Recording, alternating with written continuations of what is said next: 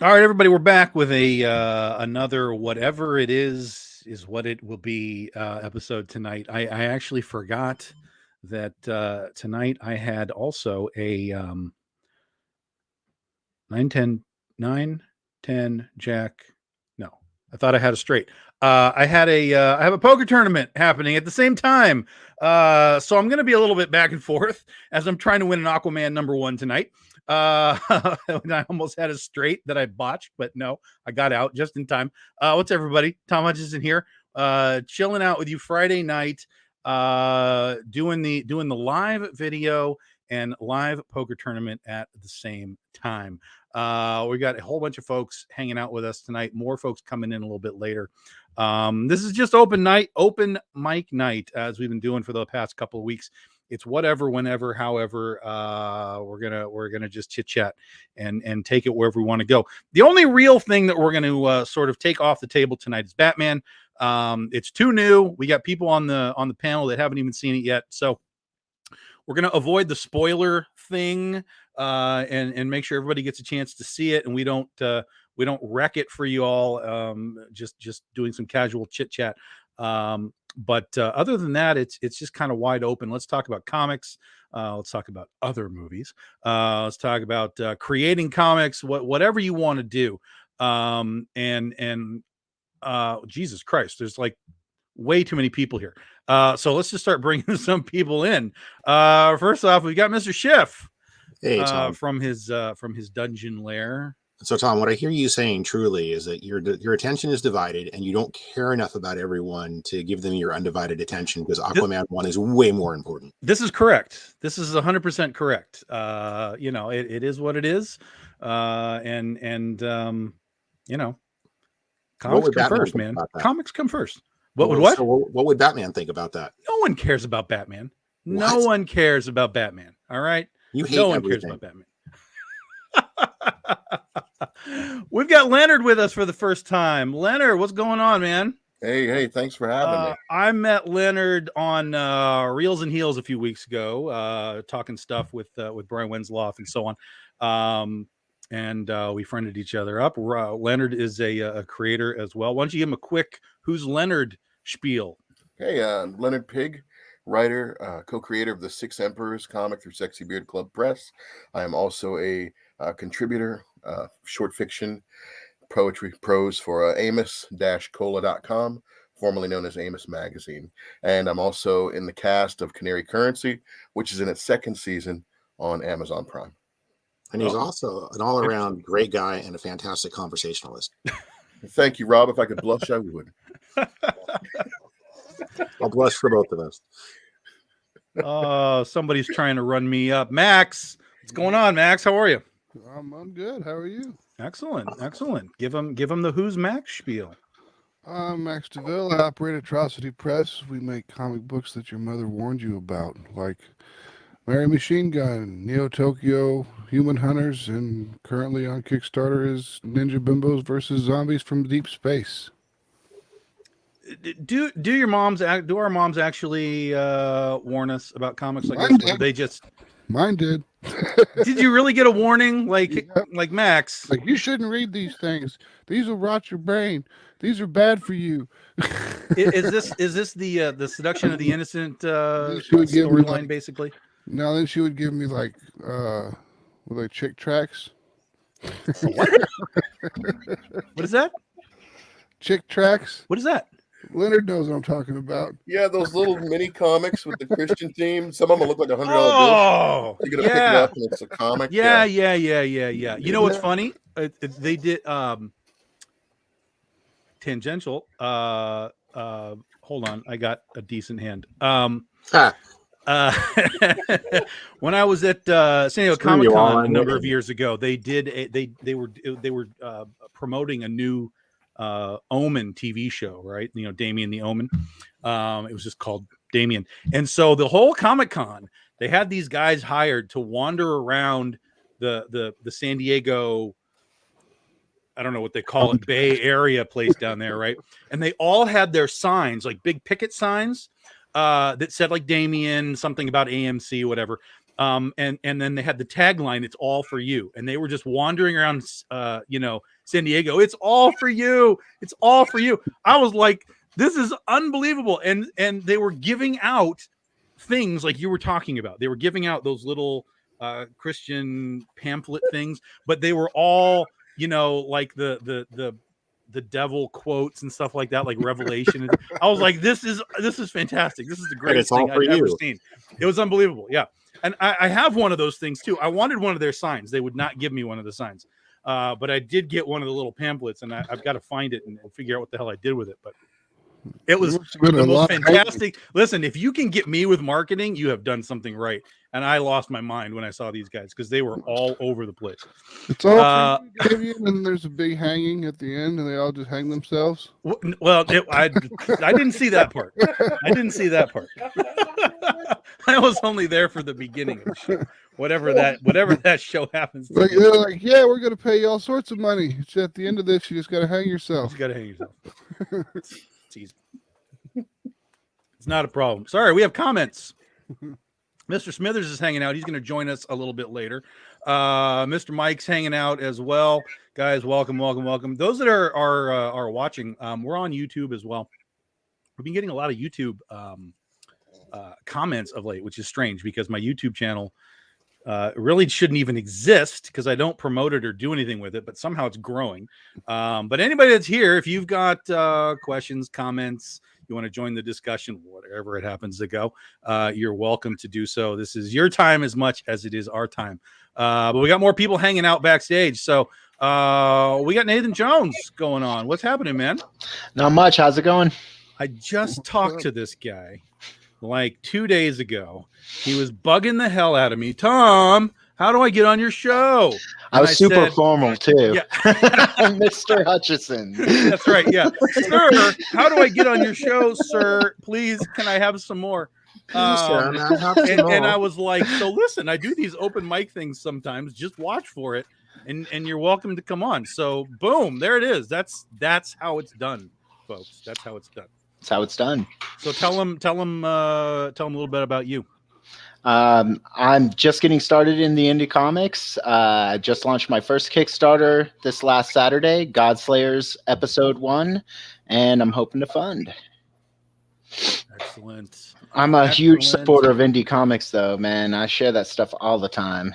That's great. That's great. I mean, that's and we'll pop up the links for people as well as we get into the show. Again, this is not just a Kickstarter show. This is just us rambling, talking comics, talking movies, talking whatever the hell we want to do tonight.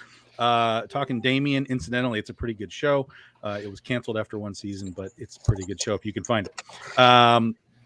We've got an artist with us. An artist is here, Mr. Brian Peterson, hanging out in his neon house. Yeah, it's colorful in here.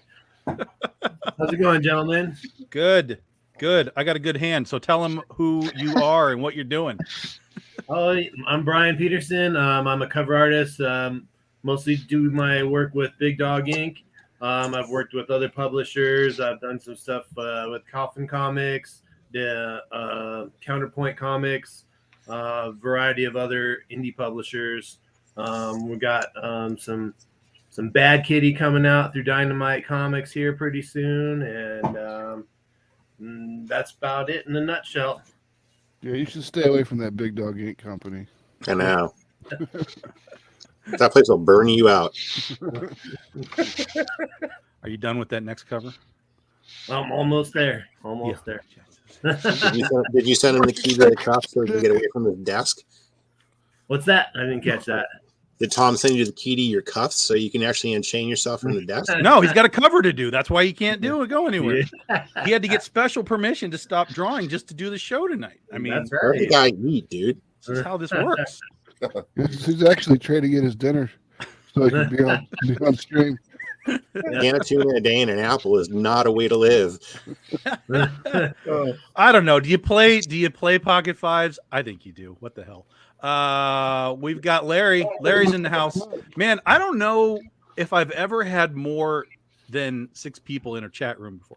This I don't know may if I've be ever a actually seen record. Larry's face. What? My face is right here. There This he could is. very much be a record for me on doing these stream. Other people I've been on, they've had 10 people or whatever, but I haven't had this many people. So welcome. Comics rock the brain. That explains what happened to me, Max. Thank you. And as far as you having all kinds of people on the show, Tom, that's my fault because I just said, "Oh, Tom's going live. Here's the link, everyone." Well, that's fine. I have no problem with that. I'm trying to put a guy out on this hand. I've got fuck. I had trip 5, so I couldn't take him out. But I got a grand out of him. Larry, tell everybody who's the Larry. I do the comic Niobe, and it's going well. We don't have a Kickstarter, so I got nothing to really shill. Okay, we'll see you, Larry. Bye. Bye. And this is the kind of thing I get. I will say the one thing that we are doing right now. This just hit the shelves today. Niobe's in this book. It's Exciting Comics 17 from very Antarctic Press. So if anyone is looking to read some Niobe, grab Exciting Comics 17 to 20. Is At your that local shop. what issue is that one? That one's number 18. This just came so out that's- on So that's part Wednesday. 2. So that's Yeah, it's part 2. two. Okay, Yeah. gotcha. That's it, brother. Gotcha. Excellent. We have got Mr. Andrew Davis. What's up? What's happening, man? Well, I'm folding that. That's no good. gotta kick Andrew, that guy. I'm on Andrew's show quite a bit. For those that know Andrew, I'm on his show more Everybody's than on anyone mine, so Joe. far. I'm right? easy. More than anyone. No, there's a few people who are beating you. Oh, that's some horse shit. We need to do some more shows. Andrew, we got to book a show. Yeah. Who's ahead of me? Who's done more shows than me with you? Gary J, Ruben Romero, and Casey Bowker. But am I close, or is it or have they doubled up on me, or? Ruben and Casey are at 6. So Gary's I at can't 5. be that far off. I can't be that And far. you're at 3, maybe 4. Oh, I'm at least 4. I'm easily 4. I could probably know. sit here and rattle off 4. I've lost track of everything. You're the guest, man, or you're the host, man. You got to have this chart. Like there should be a chart on your wall. Like I've had this guy 8 times, this guy 6 Everybody times. gets a little star next to their Well, name. That's right. We all get gold stars. Next That's right. Kickstarter's budget is a chart, and we're gonna call it the BDI chart. That's right. That's right. What's going on, Shawnee? How are you, Shawnee? If you want to, well, actually, I was going to say you're welcome to join us, but I don't know if you can. You can have up to 10 9, people in 6, this thing, 7, dude. 8, because we've got Will back here. That's 9. You can do one more, Tom. We can do 10. Is that? We're not going to blow the system up. All right. All Just, right. Now it's some like- overload with 10, So, Shawnee, if you want to come in, I'm told we can do 10 or we can kick Larry out, whichever. Break comes up the Brady Bunch boxes. Well, I yeah. wanted to do a version of Hollywood Squares. Hollywood Squares. Yeah, Shawnee wants to come in. Let me get her the link here. I got a good hand too. So, Street God card. damn it! Why can't I get a flush? This is ridiculous. I can go to the toilet. I gotta. It's like you got to play the meta game. It's like you're not going to really get a flush. So Are you- stop are you trying. rolling or what? Book. You can chase stuff all day long if you want to waste your money, Tom. God damn it. Pissing me off. You start with A7 diamonds and then nothing. There's not even a diamond on the board. It's just ridiculous. It's just a diamond in the rough, sir. It's just ridiculous. So Shawnee's about to drop in here in a minute. Will, welcome. We've had you on the show before, or some version of this show. But go ahead and give everybody the 47 Furious Tales talk. 47 Furious Tales, Reign of Ages, a bunch of RPG stuff, and soon to be Necroholic here in about 9 weeks. couple of licensing deals I'm working on. Can't speak a lot about, but right now we're funded with 47 Furious Tales for a stretch goal. And Yeah, boy. We've got like 26 days left. Hoping that Max and I can both pass 10K. We launched at the same time, we finished at the same time, and we're trying to make too many shows and just lift each other up and grab Gage and drag him with us, kicking and screaming.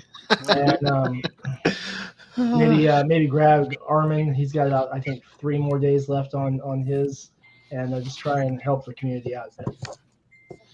Yeah, I saw Max and you guys launched at the same time. You guys were both funded. That's awesome. It was Like wild, neck though, and because neck. When you go look at their Kickstarters, it's like the same backers have gone to both. Like I've watched both Kickstarters just progress over the last few days, and it's like they're neck and neck. It's unreal. it's Well, wild. they're marketing themselves together. I mean, that's part of the key. It's like when Jim and I did the camp thing, right? We were both talking about each other at the same time.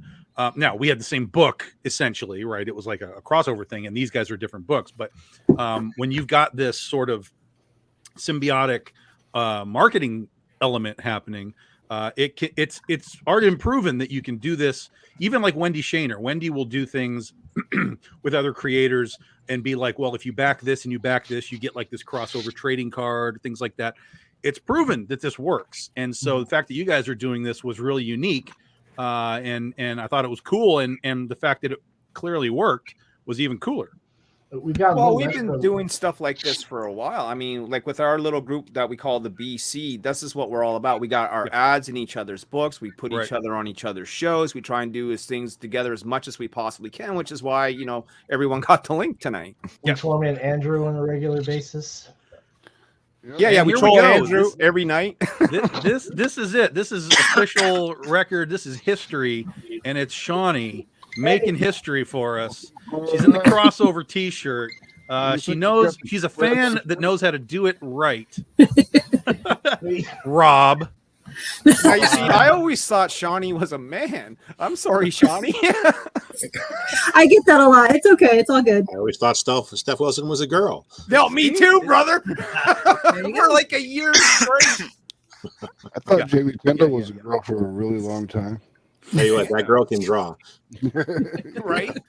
I mean, I'm in the crew too because I thought Sun Kumanaki was a man. So she's very pretty. I'll say that. Yeah, the Very names pretty can be man. really. It's hard to tell nowadays, guys. Too. So Well, it's good to meet you, Shawnee. How you doing? I'm well, thank you. It's awesome to meet you too. But in the meantime, Shawnee's here's been Shawnee, who a knows Big Dog Inc. everyone. fan since the Aspen days.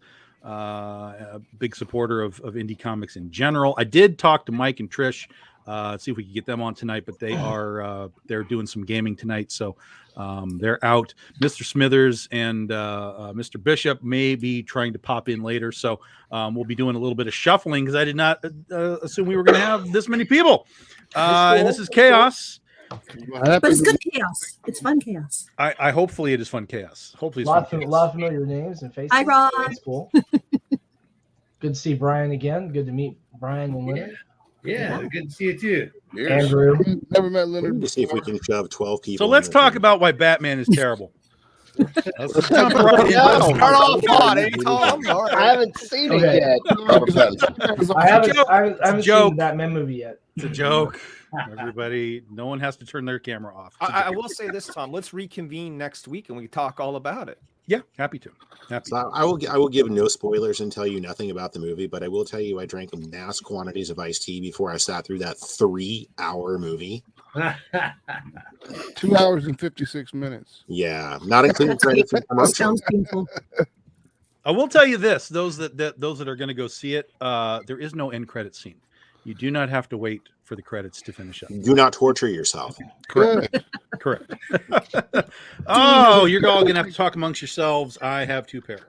Welcome to Rebel Comics. How you doing? All right. We so are Thomas here with said, Mr. "Fuck you, Leonard everybody. I'm too busy to host." Let's get started. 2 pair and how many people in the hand? There are people here I never met before. There's Holy Rob, shit! They and all there's apparently Leonard. have it. I'm just fuck it. I'm just going all in. So Tom, who's the host here? And that's when Tom lost. You Well, are I right, do man. want to say something briefly before I forget because my attention Look at span is him. sporadic at best. Like, Lay it on us. or But those of you who are the indie creators, God love you one and all, because I'm in that boat too, and it's funny. I like the idea of crossovers. It's like that was the shit I was raised on as a kid, you know. The bigger companies were doing it, so they see indie creators doing it. I'm like, yes, you know. So let me ask you, Leonard, sir, what is your favorite crossover of all time, comic book wise? You know, I think the first big one I remember having one of those oversized Treasury edition. I think it was like Batman Hulk. But really, like when I got older, when they in the '90s when Marvel did a Batman meets Punisher, that's where the money was at for me. There you go. John Romita doing the artwork, Chuck Dixon doing the writing. I mean, there was these great moments. I think one of my favorite moments in that issue was Punisher's chasing Joker down an alley, knocks him on his ass, and Joker's laying there, and he's like, "All right, you're new here, so this is the point where I get locked up and I get lots of therapy." And the Punisher pulls out his pistol, like, "I got all the therapy you need right here." And says with this, great moment. But yeah, that'd be one of my favorites. Epic. I always loved like the Image crossovers, like Evangeline, meets Witchblade sort of stuff, right? Mm-hmm. Yeah, it's always good stuff. Like, what do you guys think about those guys? When you're talking crossovers, and we're talking about doing it with indie comics, that's exactly what happened in the '90s. Valiant and Image did it. Valiant and Triumphant Comics did it. Like there were all kinds of little crossover things done by these smaller companies. Then she was in everything. Billy Tucci's character, she was in everything. So it's really kind of weird because you have this sort of tried and true methodology of lifting the boats, in the harbor all at the same time, but somehow we've gone away from it, and people are too wary of, well, I don't know what's going to happen. It's just like, listen, man. Well, at some point you have to take your shot. At some point you have to look at it as, how does this help everybody? And you just run with it. Okay, but here's the difference, right? Back in the day, you had a publisher that would handle, all the logistics of it, the money and all that sort of stuff, right? In the indie world, if I was to do, say, something with Gage, you know what I mean? And we're going to put together a book, we got to figure out who's paying what, we got to get the artists, we got to get the covers, and then we got to run the Kickstarter, and then someone's got to be responsible for that money. And then pay all the bills and then split whatever's left afterwards. So that's sort of like a lot of trust you're giving to someone that you kind of meet off the internet that does a comic book. Well, sure, but I'm not talking about like some dude you meet on a screen with 10 people on it, and the next day you're like, let's make a crossover. Sure. I'm talking about like even with Jim, when I did the thing with Jim, I'd known him for like 2 years before we did the thing with him. So it's obviously there's a trust thing that you have to figure out and build up. But the point is that there's so many people that are afraid of creating stuff. They're so afraid even of creating stuff that they won't even talk about it online because they think someone's going to steal their idea. And it's just like, come on, man, listen, there's nothing you can tell me I haven't heard. What matters is whatever your twist is on it. So just go make your thing and make it cool. But we can't be afraid of each other, and we can't be afraid of talking about what we do, because if we can't talk about it, we can't make it, then there's no point in any of what we're doing here. All right, let's do a crossover, Tom. I've made offers to some people before in the past, and I've had actually people approach me, but it just, for whatever reason, it just hasn't coalesced and happened. But I've been approached, and I've approached other people. So people always ask me to put Mary Machine Gun and stuff, and I'm like, what do you want them to fight your character or not? Well, yeah, they got to fight each other. I'm like, look, my character's like a superhuman. She's superhuman. She's not super powered. So yeah, but Batman's not superpowers either, and he fights Superman. There's always a way, Matt. There's always a way. I mean, look, Superman got his ass kicked by Muhammad Ali. So who are we kidding here? Who hasn't? I mean, honestly, Muhammad Ali kicked a lot of people's asses. So I mean, it's a great issue. Yeah, that's all I'm gonna say is that I think everybody needs to check their superhero's ego a little bit.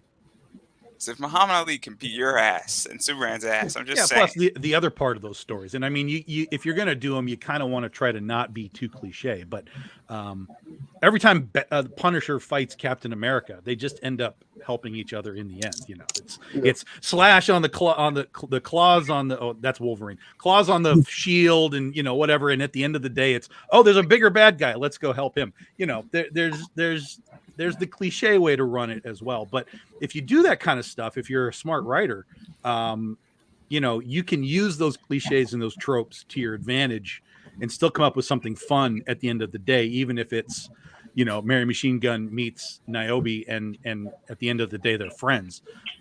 You can still write those things and have them be exciting and interesting and fun, and then come out where they both walk away, you know, sort of like the Godzilla versus Kong thing, except Godzilla won. It's Godzilla won.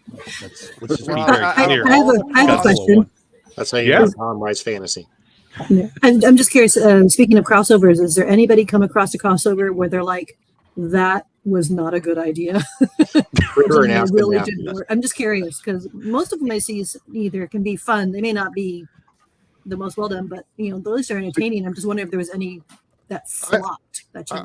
I thought that Betty and Veronica meets Vampirella and Red Sonja. I thought that was going to be terrible, but it was a lot of fun. It was fun. It was hilarious, man.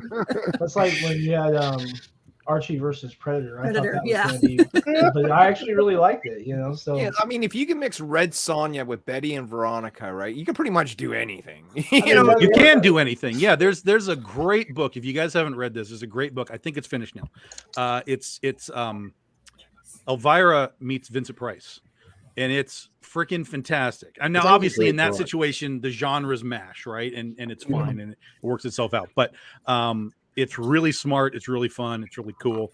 I would highly recommend grabbing that book. But you know, crossovers. I mean, there's tons. I mean, there's literally been a million crossovers. I don't know that a flop has necessarily happened. I mean, a lot of stuff like in the 90s. There's definitely bad crossovers, like in retrospect, like when when Marvel and Image did Devil's Reign, like those books are not good. The art is unbelievable. Like it's some of the best 90s art you will ever see. It has some of the key pieces from that time, but you read the books and you're like, this is not good. I don't know what's happening here. How incredible art can propel a bad story. Yeah. Well, a lot of those early Image books weren't all that great reads. Truly, were they? Like, let's be honest. But that's fair. But in this case, it was a nonsensical. It was just like, let's make Elektra and Witchblade get together, and that's the thought process. Like that's the script. Elektra and Witchblade meet each other. Go. And that's it. Like you don't know what the hell's going on. And it was always raining. It was always raining. It was always raining in the 90s. Yeah. That's very, very true. Wash away the edge. That's the secret ingredient, right? Is you have to do a crossover, and then it has to rain on your characters. Otherwise, because they always have to have some form of wet tree shoot contest going on. Well, there's another thing to talk about. You know. Archie meets Punisher. Remember that one? Oh, Archie, great book! Didn't Punisher kill the Archie people? I think it was like a drug dealer came to or Punisher was tracking a drug dealer who ended up in Riverdale, and I think he had red hair and he looked kind of like Archie. Okay, it was like this weird, crazy kind of punk. Yeah, chase a mistaken identity. And what was crazy, they had like Tom Palmer, John Buscema doing the artwork. I can't remember who wrote it, but I mean, they had some really good artists in on that action. Yeah. There's been interesting. There was a Sharknado thing. It was like, I think it was Archie and Sharknado. I don't remember that one. You know, Archie and everything. And anything can be happened. Anything can be done. My question is, money-wise, is it worth it though to do a crossover with another indie guy after, like I said, you do the Kickstarter and you split the bills and you mail everything out, then maybe you guys get like 500. Well, it depends on how much you make, Larry. If you make 50 grand, the answer is yes. If you make 3 grand, the answer is no. Well, yeah. So this is something I kind of want to clarify for the audience out there before everyone decides to rush off and start doing crossovers. You know what I mean? Like, well, yeah, you got to have a plan for sure. You got to have a plan of attack. You got to have a story. You got to have characters that are relevant to whatever audience you're trying to attract.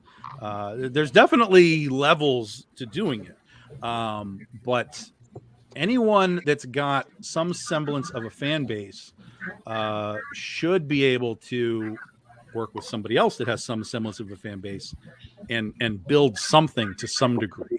You know, obviously you want to keep your budget as tight as possible because you don't know if you're going to make 50 grand or if you're going to make $2,000. And that matters at the end of the day, obviously. Like if I was like to hook up with someone and like, let's say I do a 20 grand Kickstarter and that other guy does like a 20 grand Kickstarter and we're like on equal footing, right? Like my hope would be that the crossover would bring us at least 30 to 40. You know what I mean? Yeah, you're going to meet somewhere in the middle.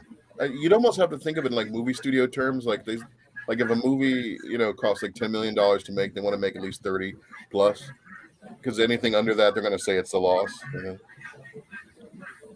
Yeah. And then when it comes to paying the people, they'll still say it was a loss, even when it's one of the most popular movies in the world. Like Batman. And got it back full circle. $100 million opening day or something like that. I mean, I'm sure it's a busy night. There's plenty of full theaters. There's a crossover that was a flop. $22 million on opening night. Yeah, there was 100 people in the theater I went to last night. That was it. There were. Well, I always try and go early because I don't want people in the theater. And there were maybe a dozen. So it was a mellow, but there was also like zero. What was really funny is there was zero reaction from any of them, from anything that happened. I kind of feel like they were like, "What the hell am I looking at?" So it was very strange. It was a very strange experience. But I like quiet, so they were quiet, and that's all I cared about. So normally, my roommate and I'll go hit a movie on Thursday, right? Whatever comes out, if it's good, I'll cut off work about 5 o'clock on the dot, and then we'll go out, go get some dinner, and go to the flick. So Spider-Man comes out, and he's like, "Let's go eat." I'm like, "All right, cool." So we go to Red Lobster, and we start eating. It's a 7 o'clock movie. I'm like, "Dude, we have to go. It's 5:30. We got to move." "What do you mean?" "Dude, it's Spider-Man. Do you really think we're going to get a seat with unassigned seating?" He's like, "Well, nobody told me it was going to be busy." I'm like, "Dude, I've been telling you for 3 days that we need to get to this theater." So we go, the theater's right across the street. We get in the car, we go across the street, we get out, and the line is wrapped around the theater. He's like, "I can't believe people came out from the pandemic to see this movie." I'm like, "It's the #1 movie ever." So yesterday, he's like, "Dude, you got to get off work early. You got to go. The line's going to be ridiculous. This is Batman. It's just going to be as big as Spider-Man." I'm like, "All right, fine. I'm hungry. I'm going to go eat. This theater is not going to be nearly as bad." So we go. He goes, let's go to Firehouse. We go. We grab a sandwich. We show up at that theater at 5:30. We're the only 2 idiots standing there in the theater for 5:30. I'm going to be that on Saturday night. I'm going on Sunday morning. I'm actually gonna wait until it's streaming. I've got Don't do it. Don't wait. Don't do it. Don't wait. And not because of spoilers, is because you're going to sit at home and it's going to be 3 hours long and you're going to be on your phone and you're not going to watch it. You're going to torture yourself for 3 hours. I can pause it though while it's streaming. Plus, we want you for the review stream next week, Sam. Come on. When word got out that it was supposed to be a 3-hour film, one of my friends was fussing about it, and I told him, I said, "See, once you get that big bucket of popcorn and you eat all the popcorn out of it, you can fill it back up if you go in the bathroom so you don't miss anything." Oh, that's funny. I think it's funny that we've had this 3-hour talk because, like, Titanic was 3 hours, Endgame was 3 hours, Infinity. I mean, we're used to 3-hour movies. I don't care about 3 hours. If I'm spending $7 on my ticket, yes, it's $7 where I am. I want that. I want that time. But I do realize that some people have smaller bladders and so on. $7 is cheap, man. I know it is. That's what I'm saying. Bucks to like go to the movie here. It was like $12.50 for me. Yeah, it's like 14 here. For the kid. it was $12.50. For the adult, it was like $15. Yeah, it's crazy. $7. I walk in on the week. The people, they're like, "You're here for Batman. You're here for Godzilla." Like, they know what I want. I don't even have to tell them, like, give me that ticket. They know it's new movie day for this guy. Oh, it's the guy with the cat ears again. Comic book movie that way. Yeah. Tom comes walking in. They hand him his Godzilla versus King Kong ticket, and they go, "Sir, I'm so sorry."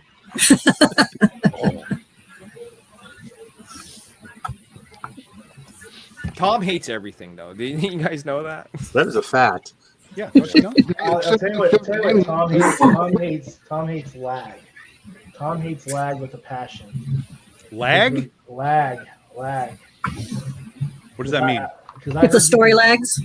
No, like internet lag. It's like on the first when Kickstarter got ground to a halt. You know, you were like, ah. You can see it every time you showed up anywhere. You're like, just. Oh, you mean when that author did a $20 million crowdfund and crashed the whole system? Yeah. Yeah, I had no. Well, I was trying to help people. I was like, dude, I don't know what's going on, and then they told me, oh yeah, it's this guy. You know, I got my launch notification. Max and I launched at 7 p.m. I got my launch notifications. The campaign was live at 11:30 the next morning. Wow, it was ridiculous. We were promoting their campaigns on my show, and the fun about promoting a campaign on launch is watching those numbers go up right away. You know, those initial backers, right? Yeah. And we're sitting there, we're talking about it, and like. Minutes. Both of their campaigns were at 0 for an hour. And I'm like, this isn't right. And the funny part was we were funded, and I had people messaging me like, man, what's up? I'm like, it's running slow. It'll be all right. And we were funded, and no one could see it. You could see it in the dashboard. On the dashboard, yeah. You could see that, and then you could see all the people that would like make a pledge and then drop their pledge. Yeah, they were dropping pledges because they didn't see their pledge on the screen, so they didn't think anything was working, so they all bounced out. Interesting. Yeah. We lost a lot of backers that way. Okay, so I got to ask: does anybody know who the hell that guy is? Because I have never heard of him. Among other things, he's the guy who's taking over the Wheel of Time novels. Yeah, he was Robert really? Jordan's Among other things. handpicked successor. Yes. Oh, okay. Did He's one of the anybody top see fiction authors in the world. what is he selling his books for to hit that $2 million mark? Yeah. Well, he did an interesting campaign. So he actually had 4 books that he's selling. He's 4 books. 4 secret novels, and it wasn't 2 million; it was 20 million. It's still going. Man. Yeah, it's Those ridiculous. books are never coming out. And so he's got. So what he's doing is he's producing these things for the purpose of going into bookstores later. But he's doing very, very high-end collector versions of these books, hardcovers, slip, dust jacket, slip cover, hard thing. I don't know what the hell you call those things. Some of these sets are $200 plus. You know? Yeah, exactly. And he's already. Last time I saw it, which was day 2, or within 24 hours, I think, he had 35,000 backers. Oh yeah, Well, it's over 70,000 last time I checked. This There morning. you go. No, So- it's crazy. This guy changed the game essentially for anyone that, whether you're comic books or just like you do novels or whatever it is. The whole dream was publisher. I need a publisher to make it big. This guy just showed everyone that you're probably gonna make more money selling direct on a crowdfunder than you're ever going to do out of a book deal. But it's a little disingenuous because he is a publisher. He's a small publisher, and he owns a small publishing company for the whole purpose, and it was set up prior to this campaign. So when we actually, pretty but I'm a small publisher too. I mean, Right, but not only that, but it was also on the back of like a story that's been popular forever. People have been waiting for those books forever. I'm not saying the guy didn't come out with a name. He absolutely did. But I mean, any one of us, everyone has to start from somewhere, right? And it's possible. And now what I've noticed is just from chitter chatter on the internet is you got a lot more authors now that are eyeing that Kickstarter. And $20 million raised on Kickstarter means there are a ton of new eyes that came to Kickstarter on that platform for the very first time. Yeah, if there's 75,000 people that backed him now, of those 75,000 people, I would say probably 99% are there for the first time, which means that's 74,000 plus people that have never seen Kickstarter before or have seen it in a very small capacity. And hopefully, the hope is always that some percentage of those people will remain and see what else is on Kickstarter. That doesn't mean they're all going to go, running to us, but if they're there, it's like when Keanu Reeves and Boom did their Berserker book. Same thing. Yeah. You got tons and tons of people that came into the platform that had probably never been on the platform before. So hopefully some percentage of those people hang around and see what else is on Kickstarter. I had no idea about it, and I just went and looked it up, and holy crap. Yeah, it's a game changer. It really is. It's still going. It's, Yeah, well, it's only 3 days old. It launched on the 1st, the morning of the Yeah. 1st. It's a Look, surprise. when they did that Boom Studios book with Keanu Reeves, that was a game changer for comic books. Like, boom, $1 million comic book. You know what I mean? Like, yes, it was Keanu Reeves, but still, Todd McFarlane went out and did a $3 million campaign on a Spawn toy, right? Like, Yep. And Tom, Didn't Dynamite do one? You're not It was Tom like- McFarlane. It's very difficult to sell toys to make your goal. Tom got it. Well, yeah, I but should've again, bought it. Todd has 30 years of That's what I'm Spawn, saying. and If you know, you're it's like not Brian Todd Polito McFarlane- with 25 sure, years. but you plus got of 12 Lady years Death. of Critter. I got 8 years of Niobe. We're gonna get there, brother. You know what I mean? Oh yeah. I don't know how many of you guys are role players, but they did the launch for the Avatar: The Last Airbender role playing game, and those guys hit 11 million with their Yeah. Kickstarter. Wow. Speaking about Yeah, that, see last those things are like worldwide brands. They exist in Gage, other you're breaking media my heart, already. man. You You're know, breaking my so heart. there it is. Yep. but that's how you got to start. I mean, you got to get these things out further and further. And so for us, like the comic book world, right? It's its own bubble, and you can exist in this world for only so long before you've got to get into other bubbles to get people to understand what it is that you're doing. I mean, even in comics, it's like, you know, there's this giant hierarchy of Marvel and DC and Image and Dark Horse, and then we're at the absolute bottom rung of this ladder, so that when people come in like at Comic Cons and so on, they literally don't know what we are or who we are. And so that's why most people will walk right by the table. Well, I don't know what the hell this critter thing is, but I want to go find where Iron Man is. So it's a struggle. It's a very real struggle. And that's why doing smaller shows that don't have a lot of those publishers at them are so much better, because you become, even if you're a small publisher or a small creator, you become sort of the larger fish in that small pond. Oh, absolutely. Yeah. And I'll tell you this, you know, and sorry if I just interrupted someone, but I mean, what you said is true. We're not Batman, you know, we're not Iron Man, but I'll tell you, we're growing, and people are paying a lot more attention to the indie comic scene now and the crowdfunding scene than they have ever done before. Well, yeah, Larry, 'cause the indie comic scene is just better at this point. I mean, I think when you're looking at the big two is spending so much time gouging people for everything. They're putting out 45 different variant covers for the same damn book month after month, and it's subpar. I gotta go. You get better stories out of those indie books, and you get better quality for your money. So, I mean, it's a no-brainer on why everybody's gravitating toward it. Yeah, I did 11 variants, and I thought I had a problem. You know what I mean? It's like I got an addiction, you know? But you're not cranking out 11 variants every 30 days. Yeah. Oh God, no. Oh God, For no. It's one even hour. worse. Second printing When- variants. I'm just like, When you really? start making a bundle of Second money printing? every 30 days for 50 variants for the same book, month after month after month, you break the back of your buyer. And if you don't get enough new blood in there soon enough, you can't replenish it. So eventually that's why sales are dipping on the big two. I always find the variant cover debate like to be the best one of all, because if it wasn't for variant covers, we wouldn't have our success. You know, like bringing in like, you know, some name dropping here, like a C.B. Zane or a Paul Green or a Steph Wilson or et cetera, all helps contribute to the sales of the book. Not only that, right? People that complain about variants, I say, don't you like options? Like when you go into into the corner store and you're looking for a chocolate bar, if they only have Snickers, you know, maybe you don't want Snickers. Maybe you want to, you know, peruse the other covers, right? And see, maybe one is too naughty for you to bring home to the wife, but that cover B Is there a naughty okay. Snickers? Did I miss something? I don't know how I made that happen, Tom. I mean, I know there's naughty You slipped M&Ms it because right in they're there. all really concerned about the sexuality of the green M&M. So Yeah, I yeah, know the that high heels something's and other, going on there. But what I'm saying is people like choice. You know, if you have a few different choices, maybe one cover's not for them, but the other cover is, and they go for that. Or maybe they're just a fan of a certain artist, you know? Yeah, and That's how I shop for comics. I look just for specific artists, and whatever they're doing is how I hunt for comics. So whatever they attach to, you know, I'll pick it up. And it's such a great community at this point, and everybody's really good about it. So, as a buyer, I back my art, the artists I'm into. So, Exactly. and they're Yep. on all your Kickstarters. So it's, you're going to catch my attention. I'm going to gravitate toward it. Shawnee's going to gravitate toward it. And that's how you start just building. And it even goes further where once you go into shops, certain covers sell, and that allows a shop to become profitable. Paul Green is going to sell out in a comic shop.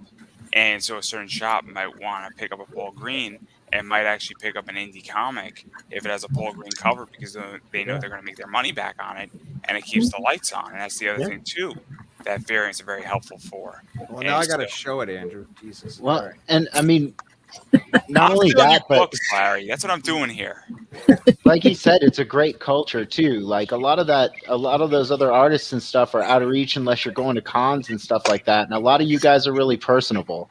Like I know I'm an amateur creator, but like even just as a fan, like I used to talk to Larry all the time, and so that's that positive aspect of the indie comic world is kind of cool, where you can get in touch with the creators and actually like talk to them.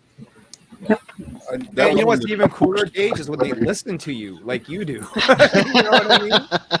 I can't tell you how many times I get hit up for my opinion or advice, and I give it, and then it just completely gets discarded. And I'm like, why did you ask me then? I keep saying it, man. If you want to be successful, you listen to successful people, and I'm trying to be successful. So then you can't listen to me. You got to listen to Tom. Yeah, you got the Niobe guy, man. Doesn't matter. I think for me, the first time I was at a con, it was like Wizard World Chicago, early 2000s, and it was after DC had bought up Wildstorm Studios, and they had a big Wildstorm panel. They had all kinds of panels and things going on. And they introduced like some of the new artists and stuff.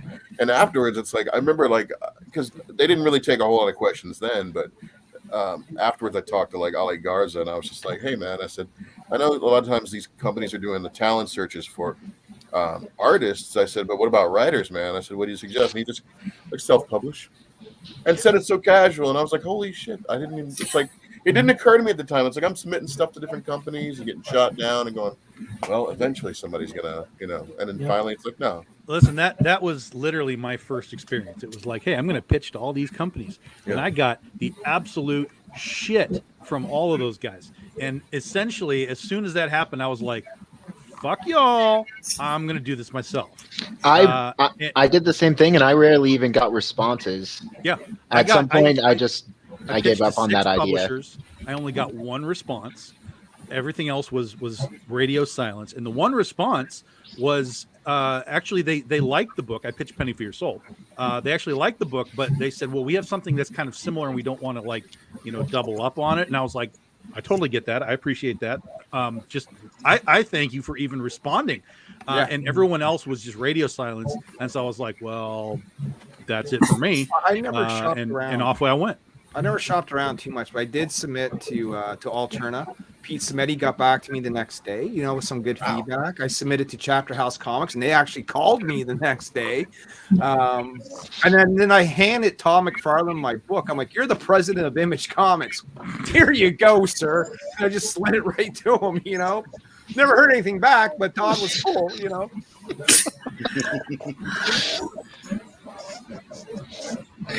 You didn't hear anything back. What craziness is that? Come on. But he looked through the book, and this is in Calgary, Alberta, Canada convention, and I'm just like, you're the reason why half of us do what we do, and Stan Lee was like a few tables over. He came with Stan, like a few years right before Stan had passed away. So I actually did the same thing with Stan. I gave him a copy of the book. But no, Todd was cool, man. For a big time guy, you know what I mean? He was personable. Like he sat there and chatted with me for 10 to 15 minutes, and he looked through my stuff and he, gave some feedback. Then when my brother got up to him, he even treated my brother even better. My brother had this Batman book, and on this Batman cover there's a color error, right? Where there's this white spot in the cover. And if I had the cover up, I could show you exactly where it is. Because I never noticed until Todd showed my brother and pointed it out. And that was another 15-minute discussion with my brother while there were people waiting, right? And then Todd's like, yeah, I know I got to be a panel, but I ain't going anywhere until I see every single one of these people in line. He was fantastic. Yeah, I met Todd the first time when Spawn came out at Golden Apple Comics. They did the big releases for all the Image books, and it was like you were at a Star Wars premiere. I mean, it was a line miles long in Hollywood. It was ridiculous. And Todd, unbeknownst to us as to why the line was moving so slowly, once you got in, you understood why it was moving slowly. It's because Todd, every time someone came up with their book, he would talk to him. He would say, "Thank you for buying the book," you know, and people would say, "Oh, I love this and I love that," and he would chat with them. And you can see the Golden Apple people just being like, "Yo, Todd, there's a lot of people outside. Like, let's go, man." But he was just unfazed, and the rest of us really were too. Especially once we understood what was happening, we were like, "Okay, he's signing our books.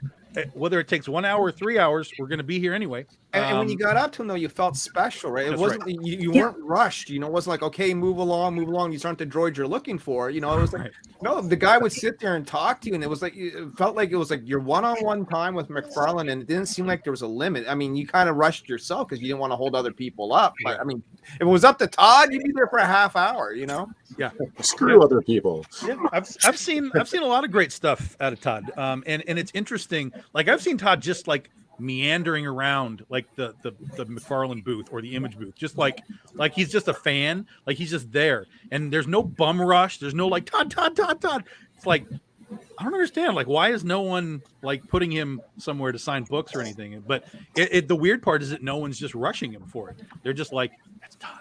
Look, it's Todd. It's Todd. Look, it's Todd. There he is. It's Todd." Like it's so strange. It's God. so strange.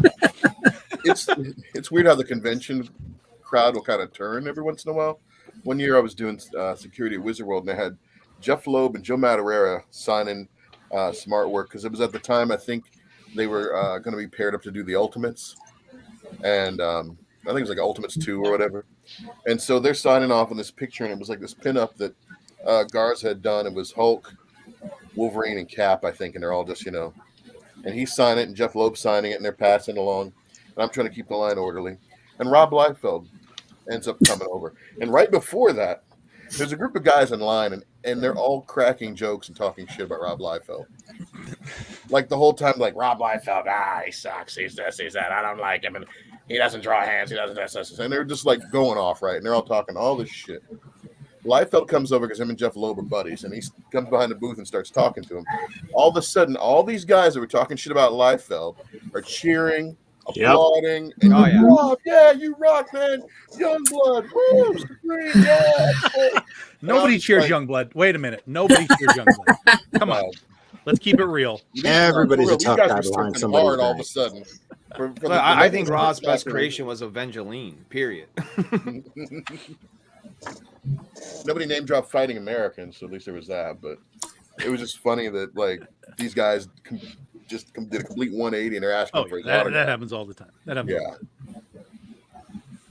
all the time. Everybody, and that's, you know, that's where we are on the internet too. Everybody has something to say until, you know.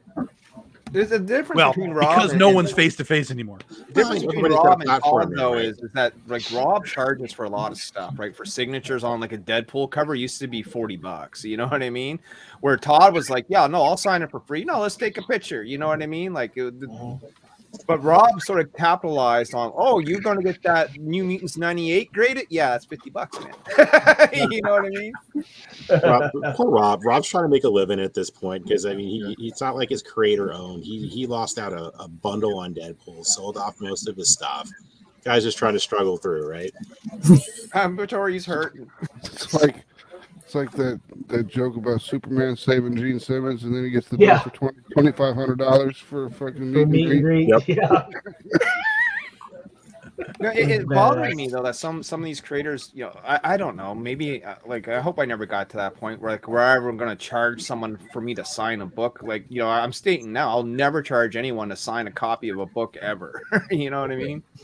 I mean, I get it in which that I understand, but it gets to a point where it's outrageous. So like Dan Jurgens charges $10 if he's signing and it's getting graded. I think it goes to charity. Yeah, if And you're doing the Hero Initiative thing, that's a different story, Andrew, right? You're not Yeah. pocketing that money. That's going to a Or- charity, right? Yeah. even if it's like 10, 15 bucks, I don't mind so much. But when it gets to be like 50 or even $60 and you're not Stan Lee, I think it gets excessive at a certain point. I'm like, it sort of takes the joy out of it. And I get that it's going to be agreed. flipped on eBay, and I get all that stuff because I sell books on eBay. But at the same time, there has to be a healthy balance, and I feel like it's I think there's a lot I've of actually reasons- passed on signatures because of that. I'll see the prices. I'm like, it's not worth it to me.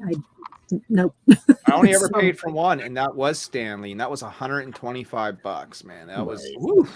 Yeah. I I I think got, a lot of I stuff got from Stan this, Lee though- for free in 1994, Uh, San Diego Comic Con. mhm. I don't know how many people have heard this Stan Lee story, so I'm just going to tell it again.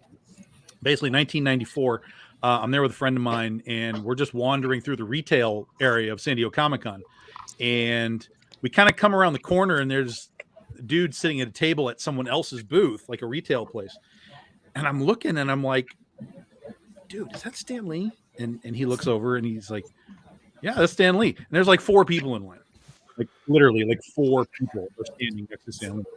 And I was like, I think we have to get a signature, right? He said, we don't have any books. I said, I'm like, we'll just buy a Spider-Man book. I said, who cares? We buy Spider-Man books. I got the black Spider-Man with like that silver hologram thing on it. So I go over and we get in line, and 4 people who come up to Stan, and he is Stan. If you've never met him, he is Stan. He is, what's going on, true believers? How's the show? Like, he is 100% Stan at all times. Signs the book. We didn't. This was before cell phones. There was no real like camera opportunities back in the day, unless you brought a camera. So it was just, thank you, Stan. Appreciate it. Excelsior. Now go down and talk to John. And I'm like, John who? And he's like, John Romita. He's sitting right down there. And I'm like, what the hell is that? Again, nobody in line. John Romita Sr. is sitting there. And we just kind of inch down the line like, hi, John. What are you doing? He's like, well, I'm just doing some sketches that people want. And we were like, okay. Could I get Mary Jane? So he does me a headshot. Mary Jane. Have a good show, guys. See you later. Free, incidentally. It's like the early days of San Diego Comic Con when you can just go down and hang That's out right. with Jack Kirby. That's right. Yeah. Yeah. It was ridiculous. It was absolutely ridiculous. The people have no idea what comics were prior to what it is now. I mean, they have no idea. I really wish I had some pictures from back in the day, because there was some really amazing things happening. No, you don't, because there was some really amazing debauchery that was going on back Listen, if you're taking pictures of the debauchery, that's user error. That's your fault. I would have just liked to have had the shot with Stan and John, and all the people that I met and got to hang out with and just talk with at those shows. I mean, Image had just been new, so we were over in Artist Alley, and we're in line for somebody, I don't remember who, and all of a sudden, like, Sam Keith just drops in, Dale Keown just drops in. Oh yeah, here we are, guys. We're gonna do some sketching right now. What is happening right now? Man. It was an amazing time. Let me ask the panel this: like, when you guys go to a con, who was like, the one sort of comic book guy you looked up to, whatever, that you just thought was like amazing and was just like really cool to talk to? Like other than Todd, for me, it had to have been Jim Shooter. Like, that guy just talked my ear off, man. What do you think, Tom? I was all over. I was such a big art fiend back in the day. So when I got to meet Todd, it was great. I got to meet him a second time. Met Mark Silvestri, literally Dale Keown, Sam Keith. Were like, I'm just sitting there talking to him. I was big into those guys for a while. I have yet to meet. No, that's not true. I did meet Jim Lee at the Golden Apple thing, but that was a very fast, like, Jim Lee. Okay, get Right. it. So I think I've met all of the Image founders, at least through that Golden Apple thing, and then through a couple more times. I remember meeting Ryan Otley for the first time. Was amazing. I don't know. I've met a lot of people. Art Adams and anyone stand out though? It was just like, that was like the experience you were looking for, sort of thing.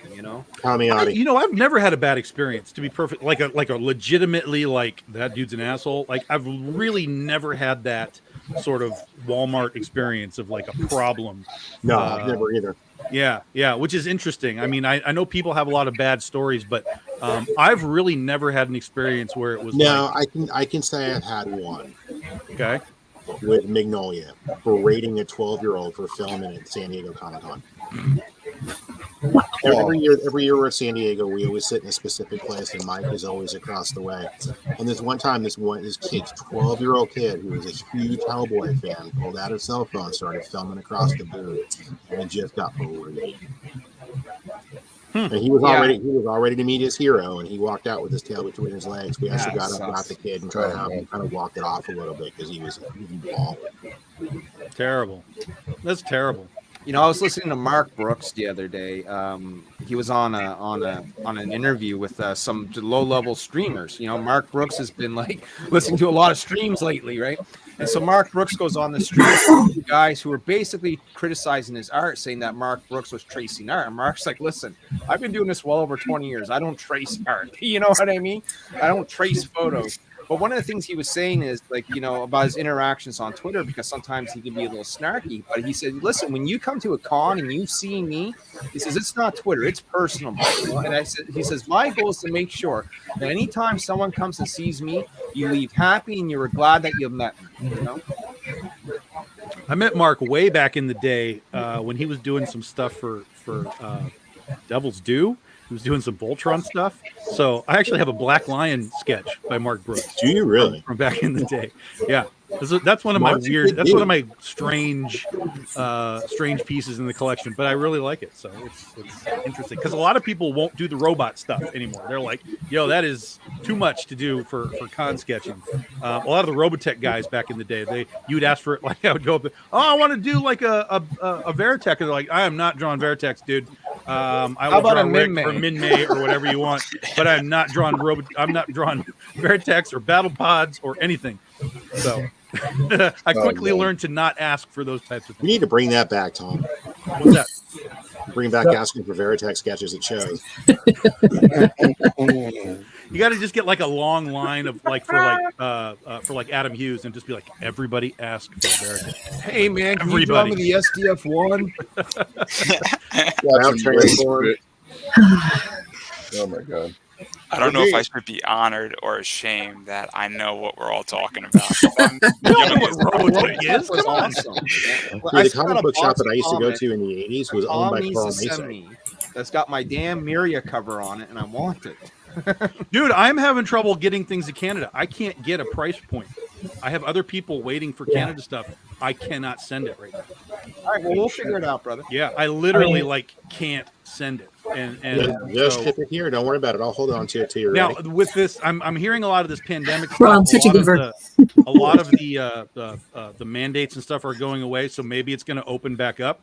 But there's problems sending it over to Australia and stuff too. Like I literally can't send anything out of the country right now. So it's here, and as soon as they let me send it, I'll get it to you. Don't worry. Sounds good, brother. Yeah. It's crazy. It's crazy what's happening with shipping right now. So, Shawnee, how did you get wrapped up in this crazy world of comic books? Have you always been a fan growing up? I see you got quite the shirt on there.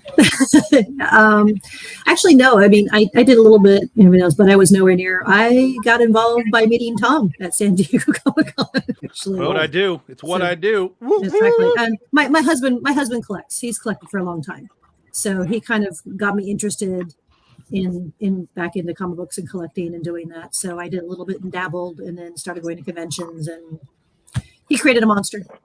And so what are the type of books that you enjoy? What are some of the standout hits that you've read, say, in the last year or two? Ursa Minor, Scheherazade. Nudge, nudge. There's a right answer here, Shawnee. There's a right answer. Comics.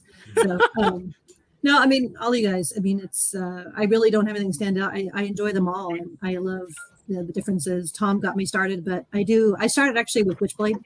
Nice. I had Fathom, Witchblade, and Tomb Raider were the old school ones. Yeah. The 90s.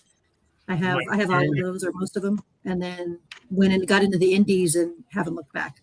So you kind of like the Bad Girl comics. Do you think? I do like the Bad Girl comics. Yes. But you mentioned Fathom, you mentioned Witchblade, stuff like that. I mean, all the stuff that I love, right?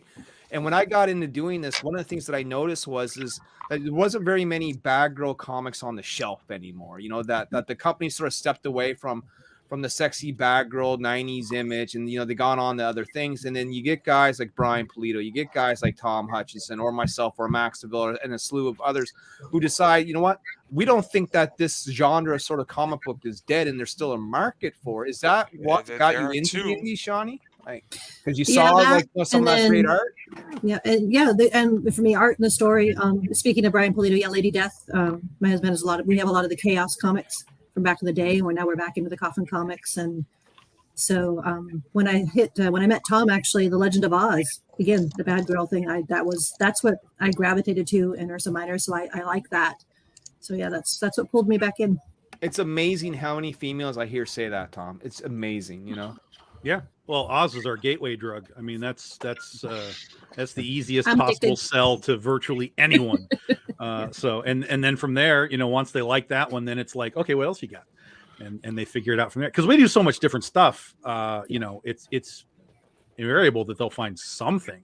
Well, I mean, it was like you remember, like back in 2014, you had Milo Manera come out with that Spider-Woman cover, right? And the internet cried foul. You know what I mean? And then all of a sudden, because of that, sort of like the sexy covers took a nosedive. But every time I talk to a female supporter of Niobe, the very first things they tell me is the same sort of story that Shawnee said. Oh, I loved the Witchblade back in the day, or Dark Child, or Lady Death, and that kind Dark Child is another one. I have all of those too. Right. I mean, I can tell you from an eBay selling point, about 45% of my audience that I sell to is female, and I sell a lot of Zenescope books. And, it's kind of a weird thing because I'm like, this is odd. I look at their name. Now, I don't know if they're necessarily buying for themselves or maybe their husband or somebody else, but nonetheless, it's 45% of who I sell to are women. And it's so interesting, but it just proves that bad girl art is, almost even at this point. My husband was showing one of his coworkers a cover, and he was appreciating. He looked at it, he says, "Dude, what does your wife think about that?" He says, "Dude, that is my wife's." Right.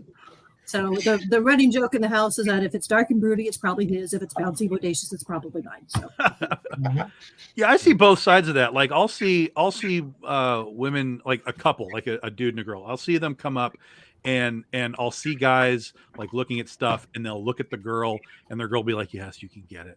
Like, I've seen that. and then the other thing is I've seen, women literally like, "Oh, he loves this stuff," and they're like excited to get it for him. Like they don't care. They're not worried about it. They're like, he will like that. I want to buy that for him. And then they buy it and they take it off. And then of course there's just women that are just like, where's the next thing, man? I need more of this stuff. So yeah, it's an interest. And then there's the ones that are like, I have one lady walk by me at a con, and there's like some hot cosplayers walking by, and she's looking around at the different tables, and she looks at Niobe, she looks at me, she looks down at Niobe, and she goes, "This place is nothing but porn." and I go, "Well, have you ever read an issue of Niobe?" And she looks down at the table, and she looks at me, and she looks back down at the table, and she goes, "No, and I don't need to either." And she goes storming off. Wow. Good riddance. Yeah. You want some porn.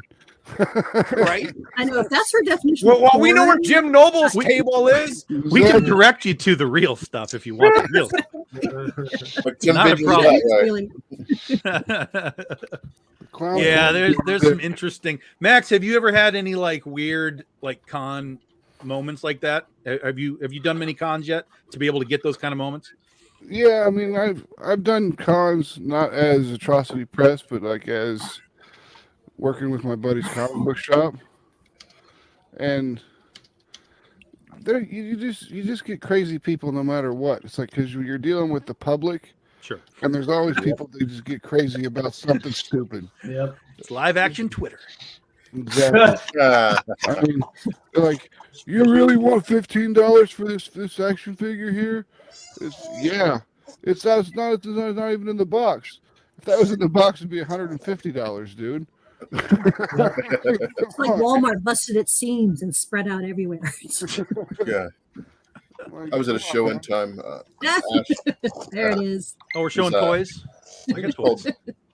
Ash Comics, these little small conventions they do in Indianapolis, like years. They did it for years, like these monthly shows, and it'd be like a Sunday show, and the December shows normally Roger Stern would show up as a guest because he had family that lived near the city, and so it was always great to talk to him and kind of banter with him, and of course he'd always regale you with tales of like some of the experience he's had in the comic industry and whatnot. And there was a vendor there who had the first appearance of Hobgoblin. And I was talking, and I told Roger, I said, well, there's a guy who's got a copy of that first appearance over there. I said, I was thinking about getting it, maybe have you sign it. He goes, did it have the temporary tattoos in it? I said, no. He goes, that book ain't worth shit. Don't get it. I'm like, okay, done. Yeah. Because I guess, like some of those older books, they'd have like a card in it or temporary tattoos. Or something insert. Yeah, those collector stamps got cut out a lot. Yeah. Collector stamps. Yeah. So he was just like, because I think the guy was asking for like $35 for it, and Roger's like, man, I wouldn't offer up more than 15. I said, all right, never mind. I had him autograph some other stuff though. But There you go. just talking to him was just great. The old school cats got so many stories, and you get to hear that behind the scenes stuff. So yeah, it's weird because I've been in comics basically my whole life, one way or another, collecting or somebody else's shop running or running my own shop or, and then I meet people that are like new to it. And I start to like drop names and moments and time stuff. And they look at me like, I'm just like, what the hell are you talking about? I'm like, oh my God, like I'm fucking old. Like this is ridiculous. This is really ridiculous. Yeah. Think about how I feel, because I'm like in a weird position because I've done like Denny O'Neil and I've done Howard Cruz and I've done Paul Levitz and Trina Robbins, and it's just like so weird. And then I'm doing all these news people, and like I got like me all over the place, and I dropped Denny O'Neil, and all these people don't know who Denny O'Neil is, and I'm like, how do you not know comic history? It's bewildering to me. Well, it's because they're new and all they know is what's now. And even if you think about just going back a decade, right? A decade of comics is so different even from when it is right now. Like a decade ago is when Big Dog Inc. started, 12 years, but you know what I'm saying. Even that moment in time was so different than what comics are right now. So it's really hard for people to really go backwards. And really the other thing is that comics don't really, it's only just kind of started with these movies now, where at the end of the movie, you get like, thanks to these comic book people, like that's even a new thing. Like comics never really promote the creators of the thing. They promote the thing. It's Ghost Rider, it's Batman, it's Wonder Woman. It's not who made it or who even worked on it over a period of time. That's kind of a new thing that's kind of happened in the last maybe 20 years or so. Did they hand out Batman comics when you went to Batman? No. They should be. I don't. This is the thing that 100% boggles my mind. Like, you have like this massive audience spending tons of money, and you don't point them to the source material. What? Yep.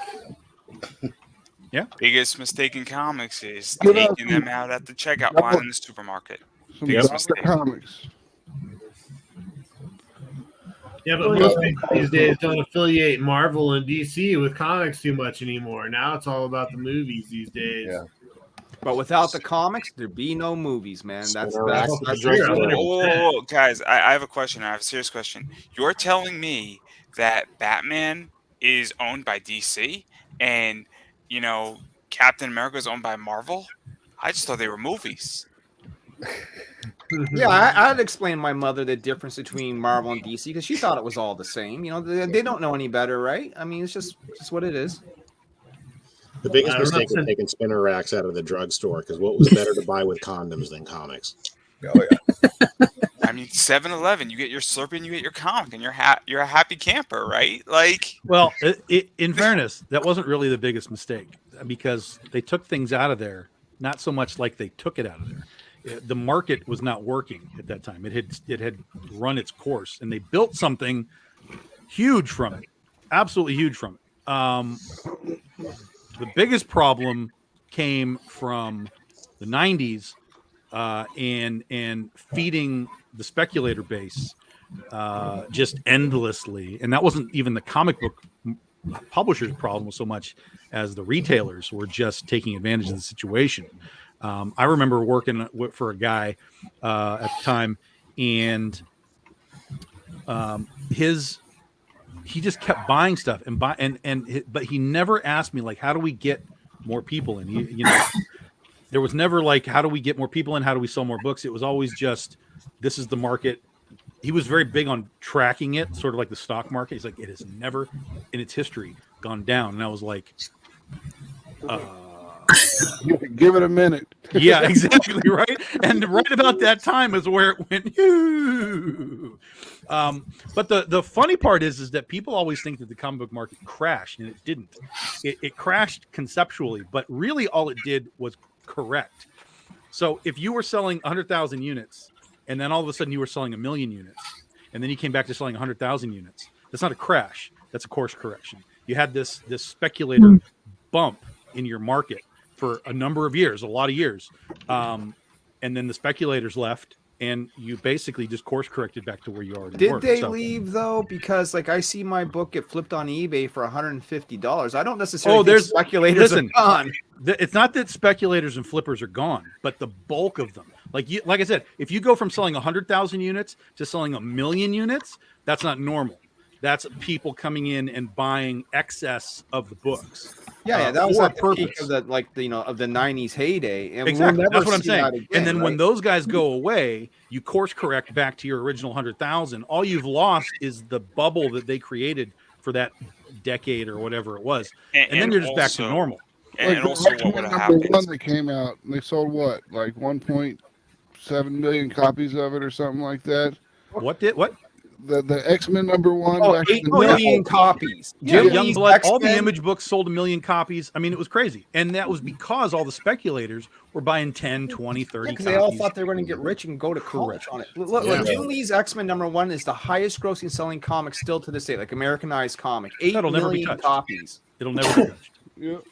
But that's why you see them in dollar bins everywhere too, because there's so many of them. You know what I mean? Because because all of the people that speculated and have hundreds of copies in their warehouse all tried to dump them, and they were like, "Well, we can't get shit for them." And so that's why when these warehouses open up these old collections, it's just filled with all of this. Even companies like Valiant Comics were selling hundreds and thousands of copies. Above what their normal sort of sales would have been, and all that stuff. Matt Hawkins just said it on my away. show that during the 90s, right before the crash, he goes back and looks at his Social Security check. He's like, "Holy smokes! I was paying more money than I've ever paid into Social Security. I wish I could go back to those days." And it's a funny statement. You think about it, like Rob's like, I was hooking people up with like, Ferraris, man. Like we were the shit. You know what I mean? Like you imagine, we had a clubhouse, we had this, we had that. It wasn't that issue 1 sold 1 million copies and then the rest didn't. It was issue 1, issue 2, issue 3. Like you're talking about selling 1 million copies for a stretch of time. It's not like it is now where you have this massive attrition that falls off. Everything was hot. Is it getting hot again now? Like when we look at the crowdfunding scene and we just see, continuous rise in people, and growth, right? I think like it's never going to be like the bubble it was in the 90s, but I think there is a new bubble forming. Do you agree? Well, yeah, there's growth. Growth is not a bubble. Growth is what you want. You want natural, organic growth, and crowdfunding is going to help that a lot.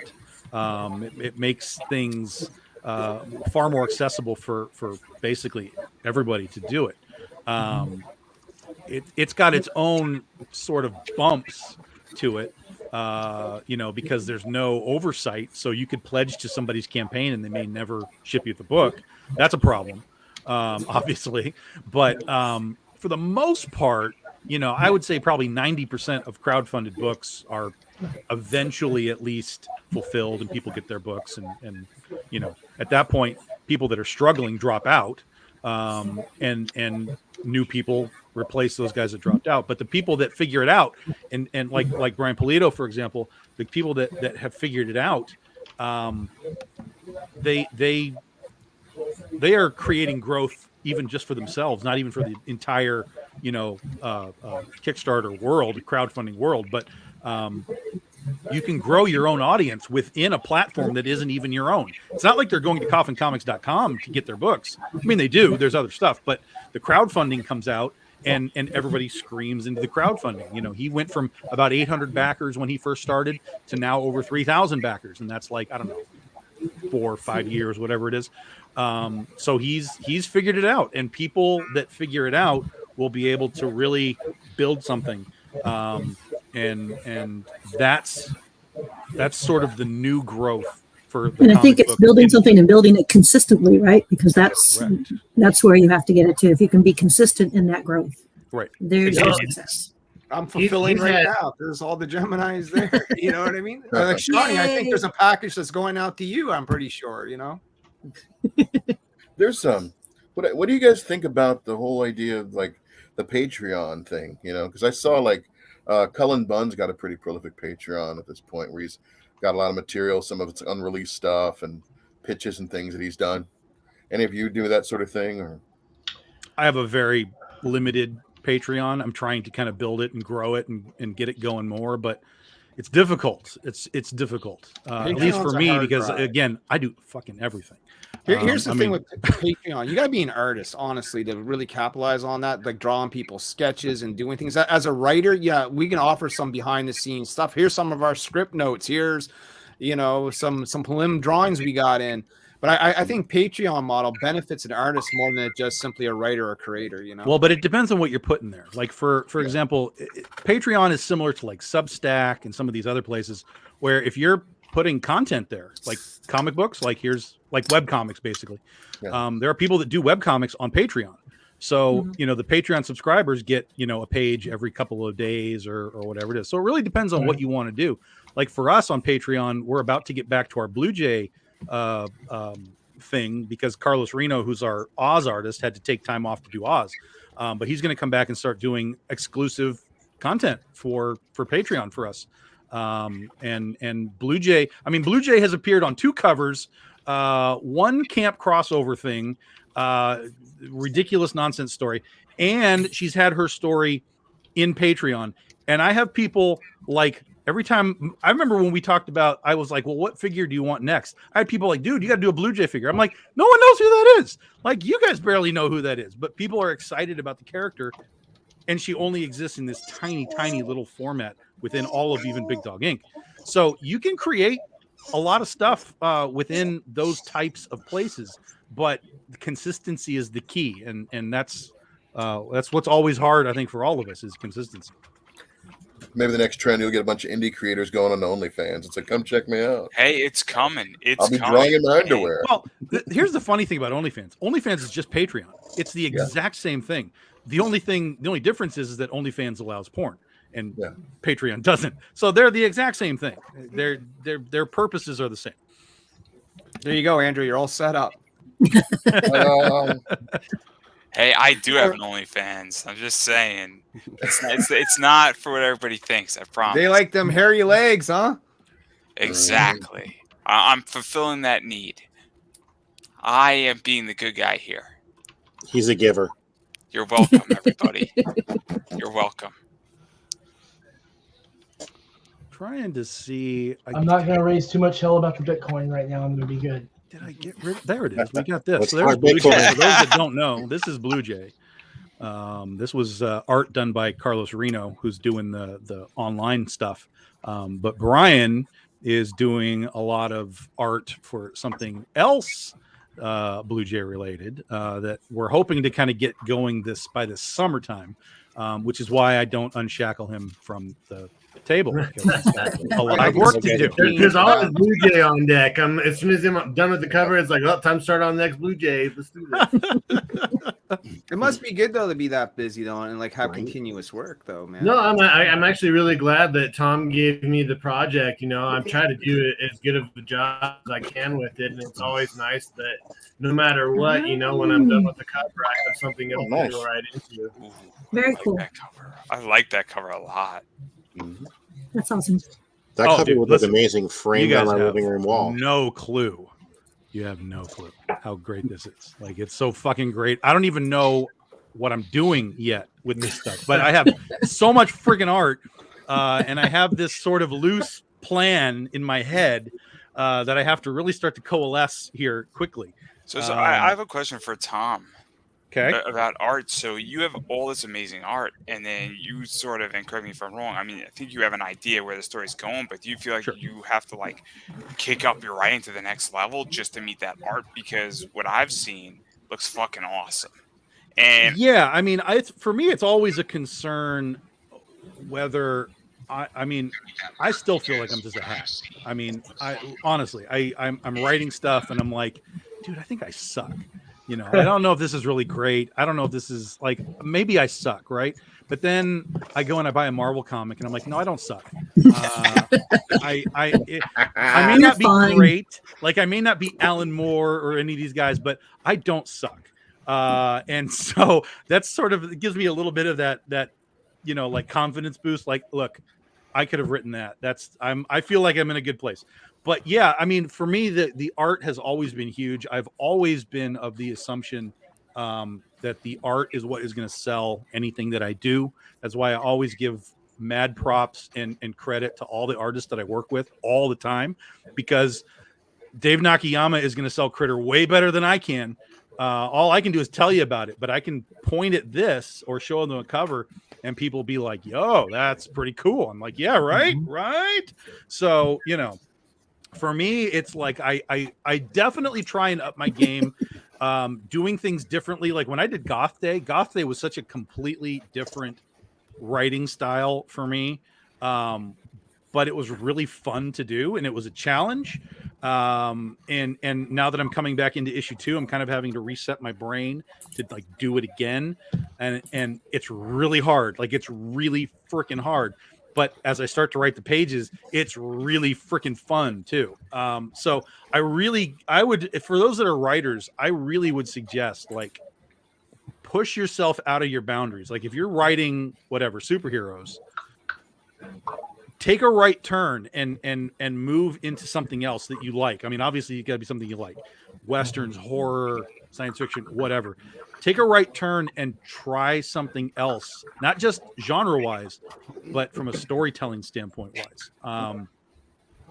And I think that you'll find that you're going to hate it, and then eventually you're going to figure it out, and you're going to love it. Because I love writing the Goth Day stuff now because it's so weird and different. I'll tell you, Andrew, my answer to that question is it's a symbiotic relationship, right? In order to get that cool art that you're referring to, I mean, outside of the realm of covers, right? Like, for instance, pages, right?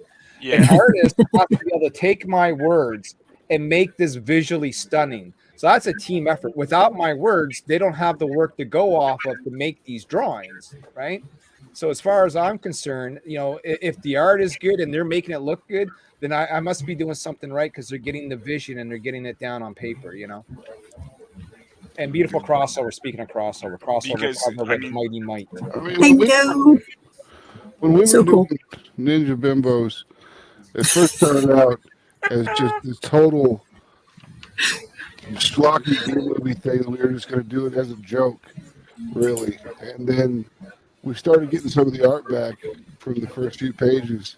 And we were like, we can't, this art's too good. We got to kind of take this a little more seriously. So we got more serious. It's still jokes. It's still funny, but it got much more serious and dark as the writing went along to match the art. So there's that one for you, Andrew. Well, yeah, that's always a thing too, is if you've got a story and you need an artist for it, you need to find somebody that's going to match it. Otherwise, if you get something that's different, like from a tonal standpoint, it's going to modify what you're doing 100%, because you're going to see the art come in and you're going to be like, yo, that's either way too funny or that's way too dark or that's whatever. And the art can definitely modify what it is that you're doing. Also, you can discover quickly, like, my artist can't draw cars, so I'm not going to give this guy cars to draw anymore because that's not what he can do. Yeah, and that's important. You got to find out. Like, I had one girl who was going to draw Niobe Birthright way back in the day, and the important part was the red bike that's in the in the story that Niobe rides. She couldn't draw the bike for the life of her. You know, like, well, I don't know what we're going to do here. Then, you know, find someone else, I guess. Fernando can draw a motorcycle like a madman. badass. Yeah, so far Brian's been able to draw just about everything. Everything I've thrown at him, he's like, "Yeah, I got this." Yeah. Brian, what's the hardest thing for you to draw? The hardest thing for me to draw is backgrounds. I'm a very figurative artist, so drawing people, that's my favorite thing. I love drawing the figure. I love distorting the figure, adding accessories. That's the best. And then all of a sudden I have to like fill the space behind it, and I'm like, what am I gonna put there? Sometimes it's the worst part. Kirby cackle, blast lines. Yeah. Yeah, we have a running joke in our little chat. It's like from an interview that Rob was doing, and Rob's like, yeah, so I'm on the phone with Todd McFarlane, and Todd said, while you're trying to learn the hands and the anatomy, I'm drawing extra bricks in the wall.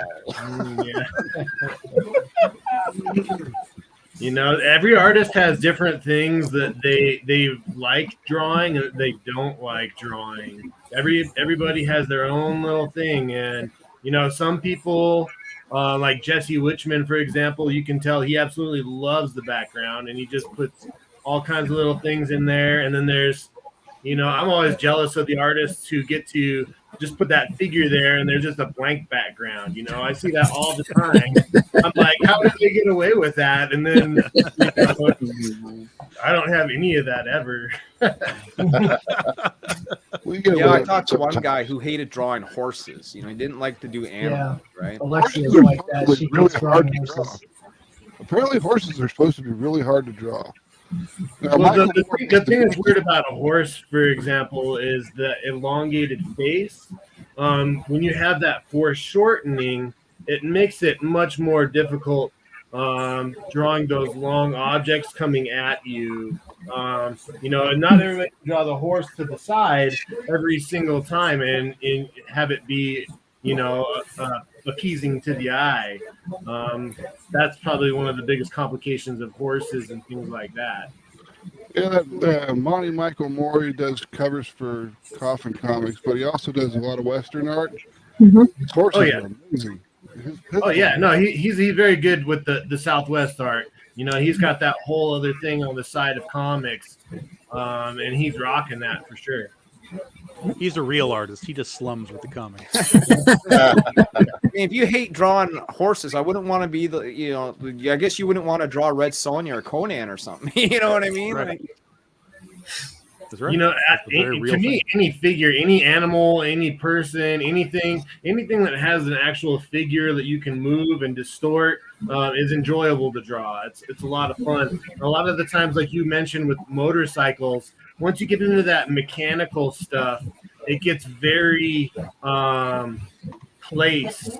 And, there's not a lot of freedom. I mean, of course, you can always modify mechanical things to however you want. But it's not, to me, it doesn't feel as free as actually drawing a being of some sort. Sure, I would think that perspective in drawing these things is like the huge hurdle, right?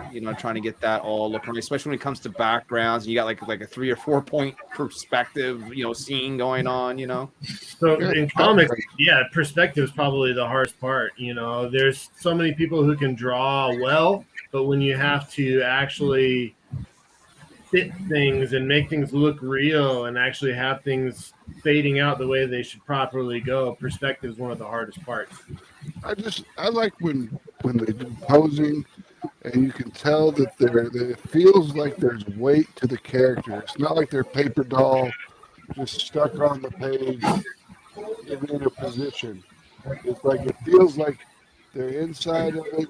You've got something in the foreground, you got the middle ground, you got the background, and the way that the character is posed, you can get the feeling of the body weight existing in the piece, and that's dynamic is, I believe, what it's called.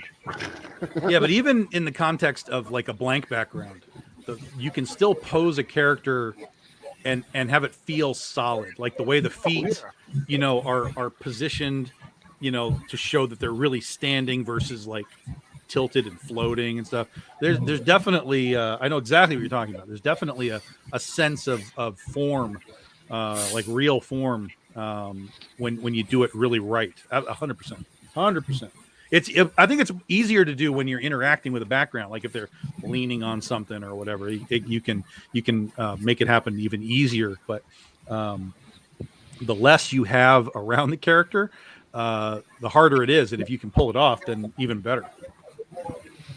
So, Tom, real quick, guys, I'm sorry about the beeping from my phone. I tried to cut it down pretty quick. Apparently, I have a friend of mine who's going to come over here and crash tonight because she needs a place to stay tonight, apparently.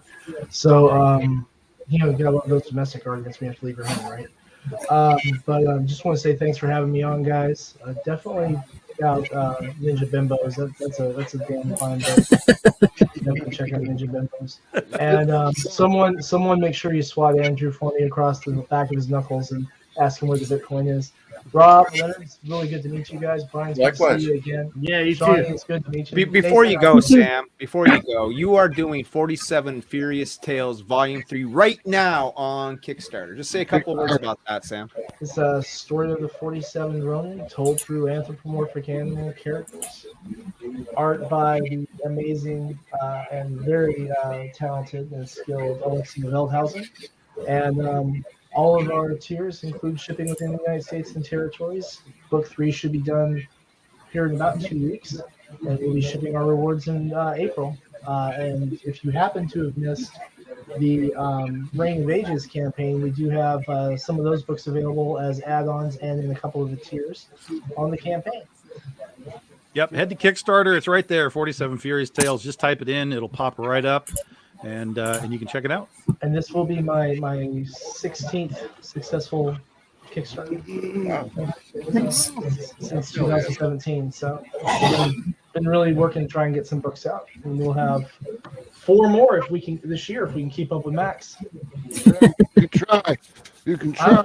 I'm gonna try. Max is gonna outfund me every time because he's got the bad girl mega talent going on, and but we've got some fun stuff coming too. We've also got Necroholic. I mean, alcoholic necromancer. Come on now. The book that's banned in the that's- Arab Empire. Yep. We've got some really badass stuff, guys. So thanks.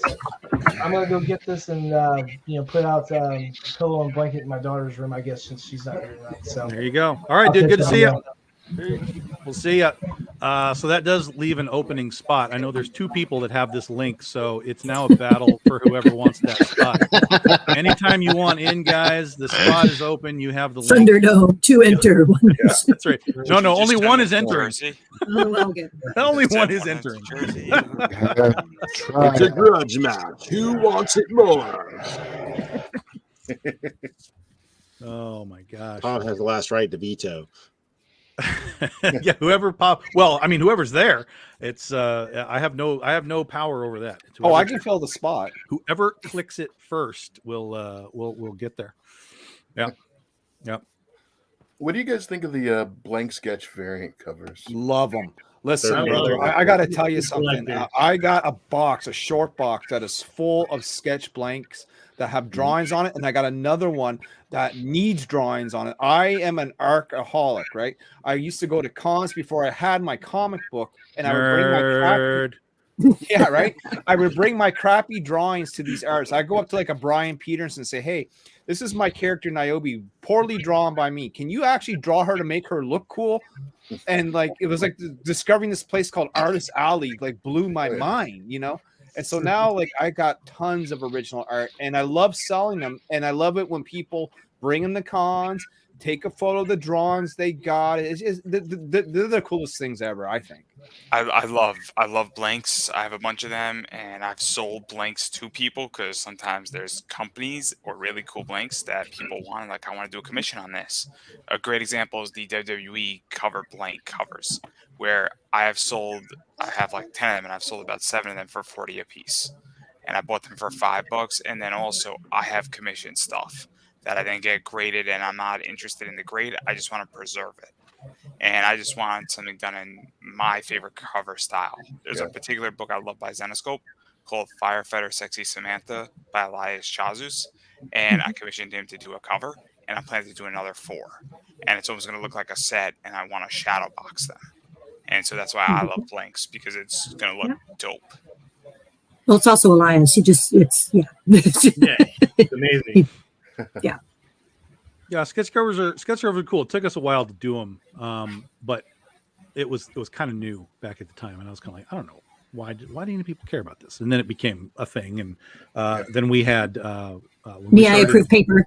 Yeah, exactly. And then we when I was going to do it, because I was starting to see people complain about the different paper that was being used, how the ink wasn't sitting on them. Some of them were glossy or whatever.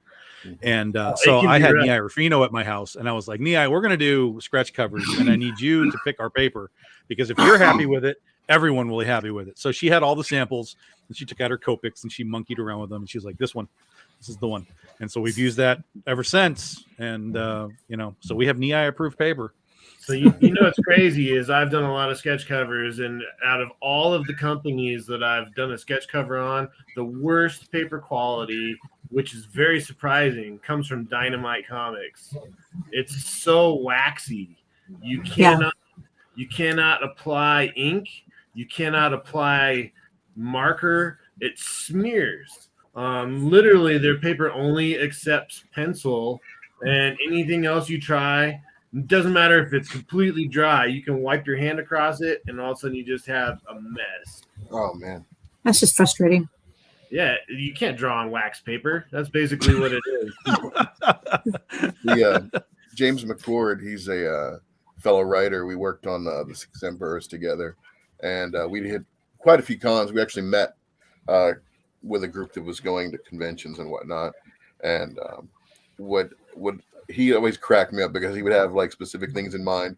It was always something really funny. Like there was an issue, and I want to say it was I don't remember which Marvel book it was, but it was one of the cosmic related ones. And he commissioned this guy to draw a picture of Thanos dressed like a pimp, slapping Nova with the Infinity Gauntlet. And it was just like this really great piece of artwork. It was absolutely hilarious. Yeah. And then he had another guy do one where the Mad Hatter was like opening a drawer and holding up a pair of panties, and Batgirl's running up behind him ready to punch him. So he's got a great sense of humor in that respect, because he could always come up with something creative and humorous for the artist to do. And most of them, they laugh. Like they'll laugh when he tells them what he wants done, but they'll get right to it. Frank Cho does sketch covers left and right, and every time he does one, his are hilarious. I love all of his. He's always got the Marvel girls or whatever, and they're always eating their wheat cakes and stuff. It's pretty funny. Yeah, Frank Cho and the Outrage. Yeah, Outrage. His was the only cover. Right, there's a lot of people. Umbrella covers. There's a lot of people who don't know about blank covers. As an artist, I sell blank covers at shows and stuff all the time with sketches on them. And I have people say, wow, you did this Ninja Turtles cover or whatever. And I'm like, no, that's a drawing on a blank cover. So, I've seen a lot of people online completely convinced that these Frank Cho sketch covers are actual published comics. And I'm like, no, I don't think Marvel would publish that. You never know. You might make more money if you did. Yeah, we could. I remember picking up a copy of X-Men a few months ago because I was like, let's see what Marvel's doing with their kind of B-tier comic books. And the colors looked like flats, and the art was just fucking terrible. And I'm like, on the interior, now the cover looked great. The interior art was just bad. And the colors really, they looked like flats. And I'm like, why are they doing this? This doesn't make any sense. And I haven't picked up a comic book from Marvel ever since. I'll tell you why. You want to know why? I'll tell you why. Saving money? Well, I mean, to some degree. But Marvel's the company that a number of years ago came out and said that it doesn't matter who draws a book. They don't move the needle on sales. So they don't care. They fully believe that it doesn't matter who you put on a book. It will not affect the sales. Wow. So I got a serious question. So I haven't read a Marvel comic since Fear Itself. Have I missed anything? No. Great. I feel much better about myself. Thank you. There you go. And you see, though, that didn't used to be the case, right? Like the reason why the Image got so popular was, and those books, was because of the creators. Those creators had a fan following. You know, when Todd was doing Hulk and then went to Spider-Man, all those McFarlane fans that were buying Hulk went and bought Spider-Man. And then those fans went ahead and followed them over to Image to buy Spawn. The creators absolutely did matter who you had on those books, right? And I don't know how that got lost along the way. Why was Marvel so upset when Todd McFarlane left Spider-Man? Well, that's the whole thing. Is Marvel and DC don't want creators to become the stars again, because then you have the Image problem. Then once these guys are so big, I mean, look at all, it's already happening. Scott Snyder and very cool. Tony Daniel going off and doing stuff on Kickstarter and so on. So, you know, they will do whatever they can to sort of rein in creative elements, right? To make sure that the character is what people are buying, rather than I'm here for this artist, or I'm here for this writer, or I'm here for, you know, whatever it happens to be. And that's just what it is. That's just what it is. So. I had a buddy of mine used to love Peter David's run on the Hulk. Mm-hmm. And then at a certain point, and it was like post McFarlane, because I remember Eric Larson came on and did a brief stint on the Hulk during that time period, you know, the Joe Fixit era. And not long after, they got a guy, I think his name was Jeff Purvis, or Jeff Purves. Mm-hmm. And he was doing a lot of the artwork then. And his buddy of mine was steady bitching about it, because I hate that guy's artwork. Hulk looks like he's on crack. It sucks. And da-da-da-da. I said, then quit buying the book. He's like, yeah, but I love Peter David. I'm like, well, there you go. To me, the thing that started turning me off of a lot of Marvel comics is how fast they rotate out their artists. You know, they have a whole story arc, but they'll only have one artist do like 3 issues or 6 issues, and they still have the rest of the story to go. And all of a sudden, your 3 or 4 artists switched in along the line. And I don't know, it's kind of hard to visually flow with that same story when they keep switching it out so much, and they'll just keep that one artist on that one set. That's cool. I think the best it bothers me. But I'm sorry, what were you saying? Well, I was just saying, one of the best transitions I had seen as far as artists changing, but there was still a consistency, was now I was a big fan of like the Avengers during Roger Stern's run, like in the 80s and into like the early 90s. And Tom Palmer was the inker consistently, and every once in a while he would do the artwork in between, and it was still consistent with the same style that John Buscema had at the time. And then Palmer was just the artist and the inker for it. And then later on, I think Steve Epting came on in the 90s, and Palmer was still the inker. So there was like this very consistent kind of style that kind of flowed with the book, and it worked. You know, I mean, then they kind of changed up. I think they had like Mike Deodato or somebody like that come on. Well, so many of us are used to the olden days when we had people running on books for years. Yeah. And that's just not the methodology anymore. You know, for whatever reason. I mean, I got really lucky having JB Neto has done every issue of Penny for Your Soul for me. And that you're talking about over 30 issues now. I've had Fico Osio did like 23 of the 25 Critter issues, and so on. So, I mean, when I came into comics, I was like, I need people that are going to be on this book for a period of time. Like, that's what I wanted. And it was hard to do. It was very hard to do. Even now, it's like I had Allison Borges. He did 15, 14, 13, like, was it 20 issues? He did like 16 of the 20 issues of Oz before we switched. And now Carlos has done like 7 issues of Oz. So we have like a nice switch, but it's the same guy doing a lot of issues again. So in my mind, it's like, that's what I want. I want these things to be long-term, but it's not easy to get. Yeah, I mean, the way things work nowadays is just get the 4, 5, 6 issues out, save our team, make a trade, make your money back off the trade, and then move on to the next story arc and put a new team together for that one. Yep. I think that's a good way to do it, honestly. It's just I hate it when you have like even a 6-story arc, and they only got three issues as one artist and 3 issues of the other artist. It just interrupts the flow. 3 issues with one artist, 3 issues with the other artist. Bishop to Queen's Knight, right? Is that right? I don't know chess.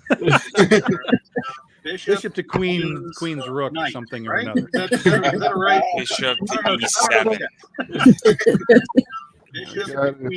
What's going on, Mr. Bishop? Bishop to E7.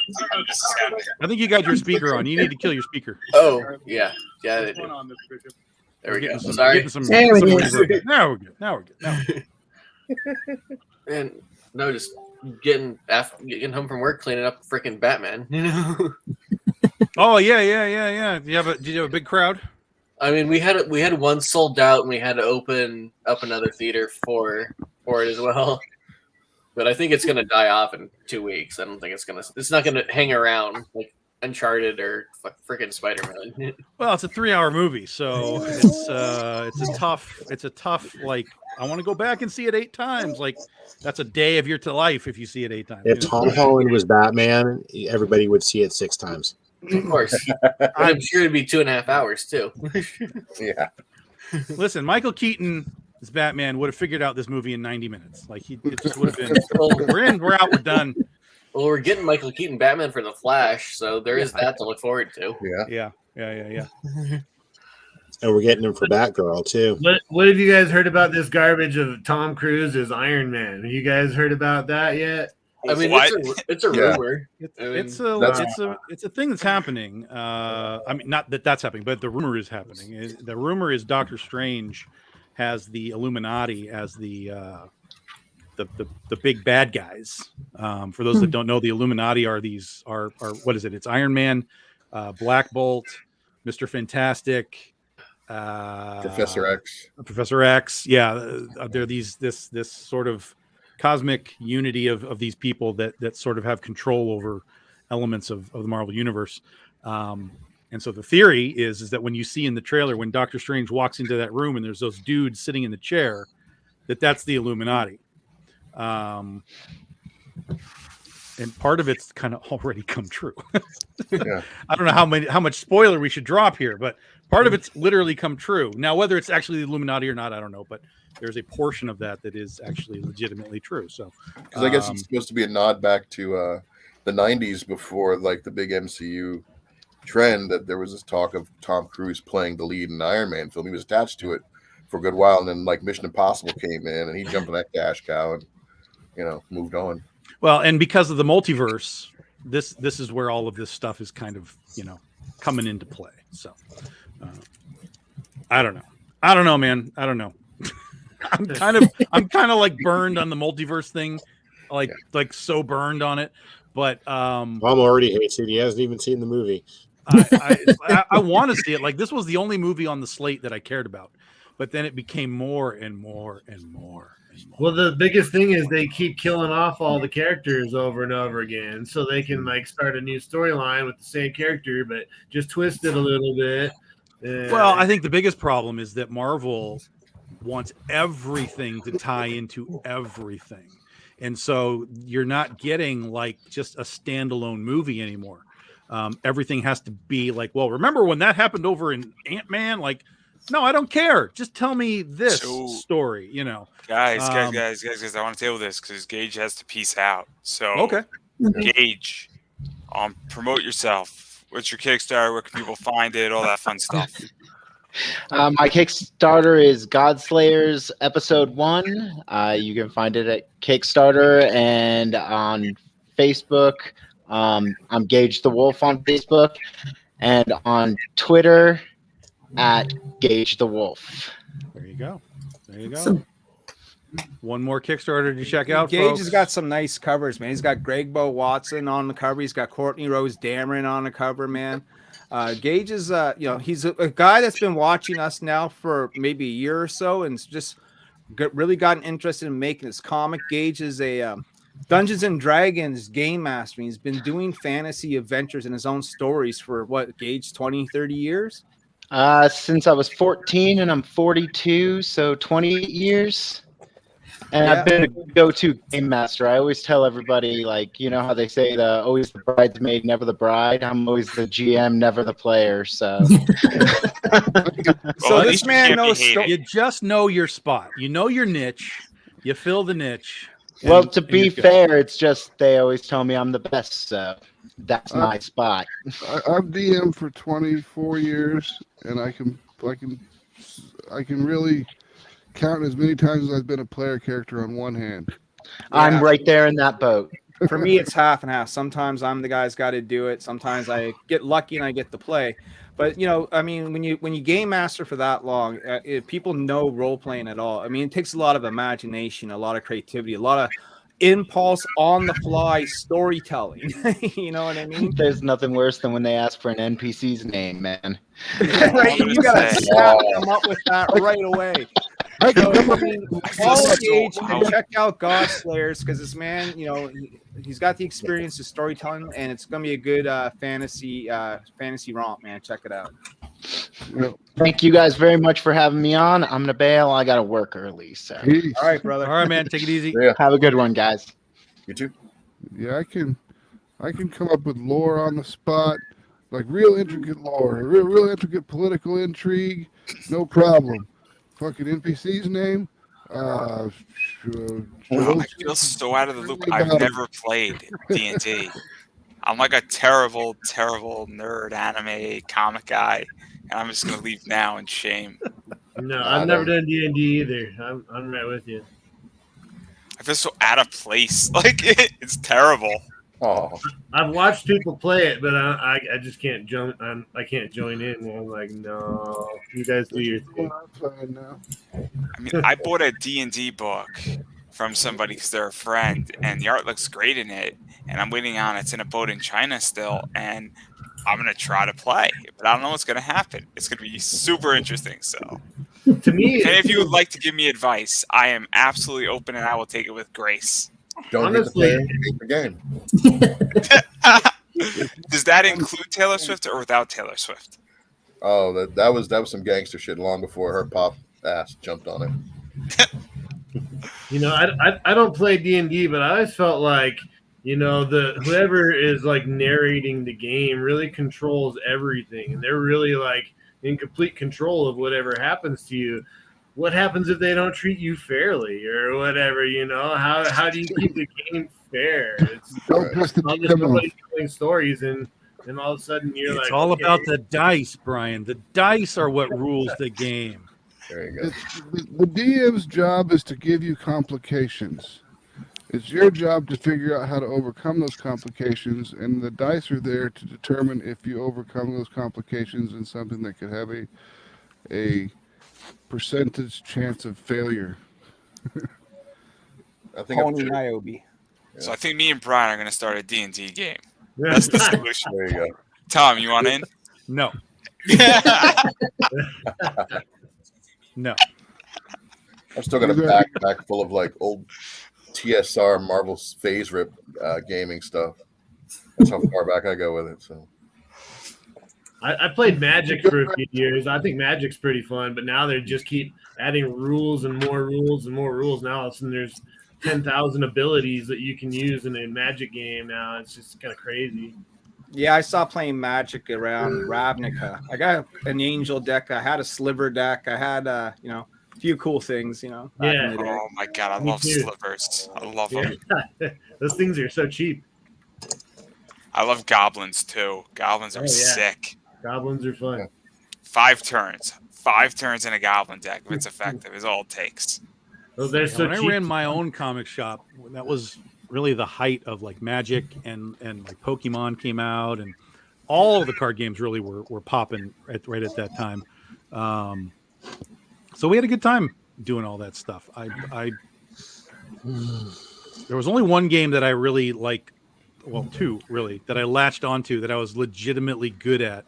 One was Young Jedi, based on the Star Wars prequels.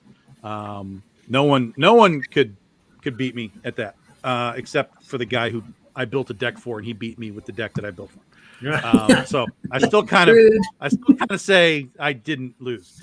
And then the other one, Oh, my there's deck actually a anyway. game for Austin Powers, the International Man of Mystery. They actually made an Austin Powers card game. And I latched onto that really well, and I understood that game really well, just like Young Jedi. And that was another one that no one could beat me at that. So That has to be hard finding somebody else who plays that though. oh, it's impossible now. But at the time, in the shop, everybody was playing these games. We were all buying all of this stuff. So it didn't matter who came in. It was like you either had a Magic deck, a BattleTech deck. There was a WWE card game for a while. Like it didn't matter who was there. Somebody had a deck to play with you. And then we did tournaments and stuff for it all the time too.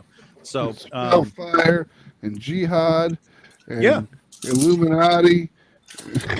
There's all sorts of card games. Yep. Did you do drafting? Because I used to draft in MTG. Oh, best. Yeah, time we ever. did draft all kinds of stuff. You would it was some of the fun stuff was called Mini Master, and everybody would get a pack, and you'd open the pack, and you'd take one card that you want, and you'd pass the rest to the next guy, and it's so on and great. so on and so on until you would build this deck out of this, and then you'd add a little bit of land in it, and you had a deck. So we played everything. We did all kinds of crazy stuff. It was fun. Those were the good days. I agree though, because I don't know that if I was be like, hey, let's play Magic, I'd be like, yo, dude, you got Plane Shift? Because that was the last thing I saw, and that was like 15 years ago. So I don't know what you're doing now. Listen, there's Godzilla in Magic now. Like legitimate, real Godzilla cards are in Magic now. I saw a Street Fighter deck the other day. You can get all these Street Fighter Magic cards. I was like, really? Street Fighter? Okay. What the hell? Yeah, and they're real playable. Yeah, they're real cards. Yeah. Did you guys see there's $50 for 8 cards though? There's some cool people though in comics who do Magic the Gathering cards. Those things are awesome. As far as Artwork is amazing, and they're actually they recruit some of the best artists out there. Doesn't as Jen far as Martell do some Magic cards? I think, and I just want to buy What's those up, cards. Roger? I don't care so much about what it does. I just want the art. yeah, compared to old school Magic, the first few editions had a little iffy artwork. I know, of course, they're the most valuable ones or whatever, but the first few years of going, they had some artwork. But nowadays, anything that they put out is phenomenal. There's actually a Scheherazade card. Is there really? For Big Dog Ink fans, there is a Scheherazade card. Yeah, it's from the Arabian Nights set. It's a batshit card. Basically, let's see if I can figure out how this works. Basically, you play Scheherazade. Everything that is in play gets set aside, including your hand. It all goes to the side, and it sits to the side. And whatever your remaining deck is, you start a brand new game with your remaining deck. You play. When that game is over, the person that loses half of the life that they had in the original game, and the original game starts over again. It's a ridiculous card, and because it was ridiculous, I had to make a deck with it. And so I basically made a deck that because when you were done with that game, all the cards that you had went back into your deck, and you just started over. I made a game that eliminated your cards, so that when you came back to the original game, you didn't have cards left. But it was like Inception. It was like an Inception deck. You would go like 4 deep on Scheherazade. So you're playing like 4 deep, losing cards, coming back to the deck. Your cards are gone, coming back. Your cards are gone. It was the stupidest, most ridiculous thing, and people hated playing it. Hell yeah. Oh yeah, for sure. They're like, you're not playing Scheherazade, are you? I'm like, well, you'll have to find out, I guess. Oh, my card started out at like 6 bills. Restart, you don't get all your cards. Oh shit. I thought my vigor sacrificed to the altar of dementia, and then triggered Verdant Succession, which brought vigor back out of the grave and onto the thing, which was causing to mill 7 more cards, which it's just an infinite loop. Yeah. So you can just mill them forever. And that's why they ban those cards. Yep. So you can't do those things. Yeah, we designed a deck that you would win on the first turn if you had the right cards. I can't remember what the card. There's some kind of a card that whenever you played a creature, you would deal that much damage to your opponent. And it was really, really nuts. And it only worked one time for me ever in a tournament situation. But yeah, we really worked those cards. I mean, the guys that were there at my shop were there like every day, really just like scouring everything. Reading it, figuring out, okay, this one, if it synergizes with this like this, Yeah. and if we could just do that, then there's a fucking percent chance that you get this crazy thing is to happen. It's just like, dude. Yeah, Max, tell me about this book. That's Human Hunters. That's Mariah Benez's cover. That's Human Hunters #1. It's fantastic book available on atrocitypress.com. Fantastic book. It's a fantastic book. Hey, Rob, I think you froze, dude. Oh, there you are. No, okay, you just had your head down. I'm still here. It looked like you. Yeah, it looked like you froze up. I love those pricing out your Scheherazade card.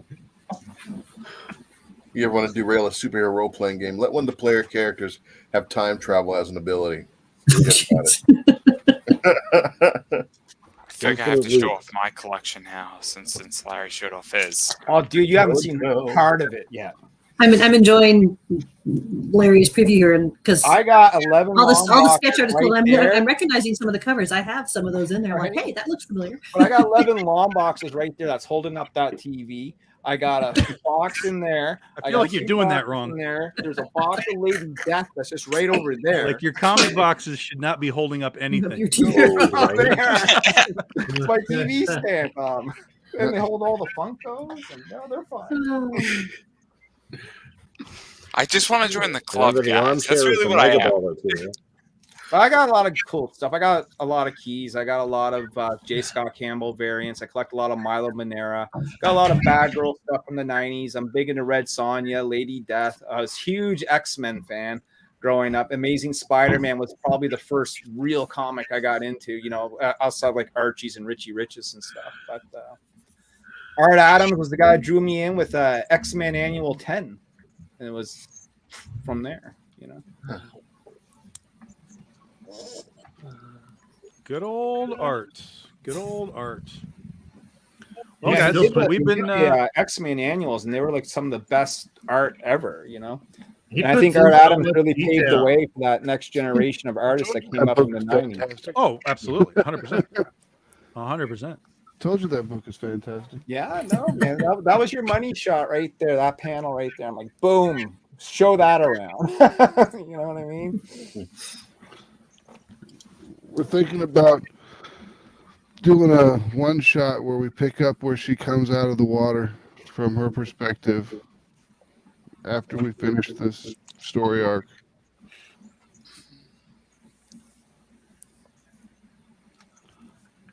And of course, we got a little ad on the back. Yes, sir. This is the type of network, we talked about doing crossovers and stuff like that and working together. The thing that we got in our little group is that we're putting ads on the back of each other's books. And what I think is really cool. And if you look inside, we got right here for Sam's 47 Furious Tales and Corey Hardiman's Sister Mercy, It's a really cool thing that, we're all going to be doing for each other. Gotta help each other out, man. I mean, you might as well. Yeah. Corporate America ain't gonna do it Until I can get to the point where I'm doing what Disney does and just advertising my own shit. I will be happy to help everyone else out.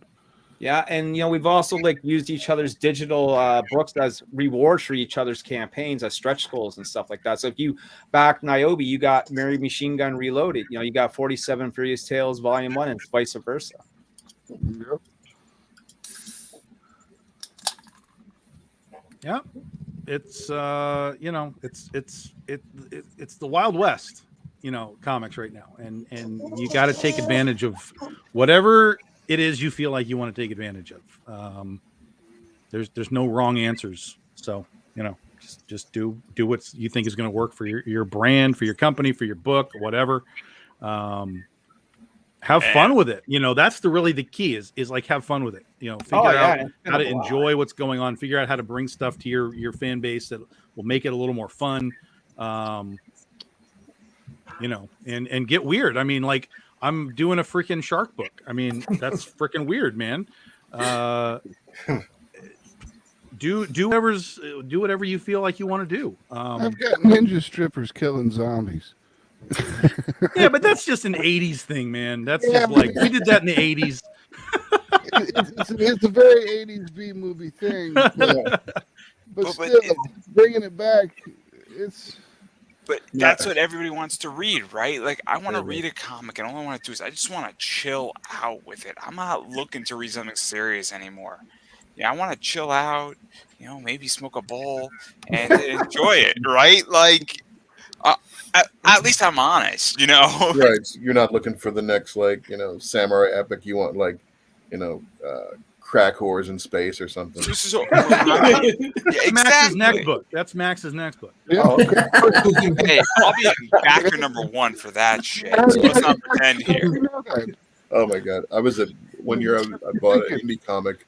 This guy was called Rise of the Super Pimps. It was some crazy shit, man. Hey, I'm in. Direct me to where that is, and I'm in.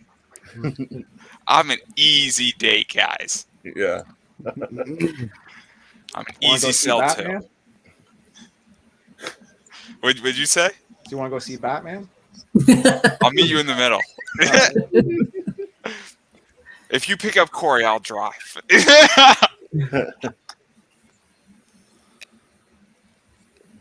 I've been doing some films here and there, and most of them, like actually everything I've done has pretty much been like independent, except for this series that's on Amazon Prime right now. But I had shared a link in our private chat. This film I did a few years ago. It's on YouTube called Hungry Eyes. It was a zombie movie. Saw that. And I originally wasn't cast in it. I actually helped out as a consultant, and the guy who was originally cast and the character I ended up playing, I guess he was having issues, and he'd just up and leave the set, or he's like, I gotta go check on my kid, or I have to do this, I have to do that. It was always excuses, and it's like, man, no dedication. So I kind of came in and filled in for this dude, and I ended up playing a gay man who was like hiding out in a mall when like zombie getting jumps off, you know. So that was a fun time, honestly. Like doing indie films, it's just about as like same kind of thing with the comic thing. It's like, you know, you're doing your own thing, you're going your own way with it, and maybe you're following a trend. I mean, people like zombie movies, it's a niche market. I mean, the horror genre, I've probably done more films relating to horror stuff than I have about anything else. Well, horror is the cheapest to produce and the best for the best quality.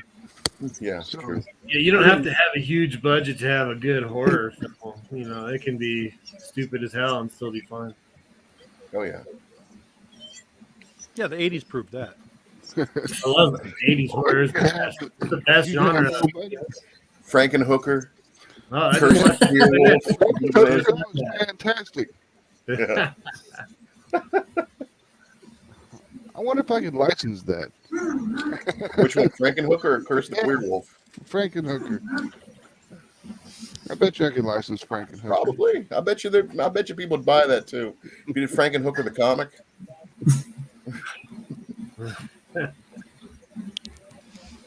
Well, guys, we've been doing this for about 2 hours here, so I think we are going to wrap it up for tonight. Open mic.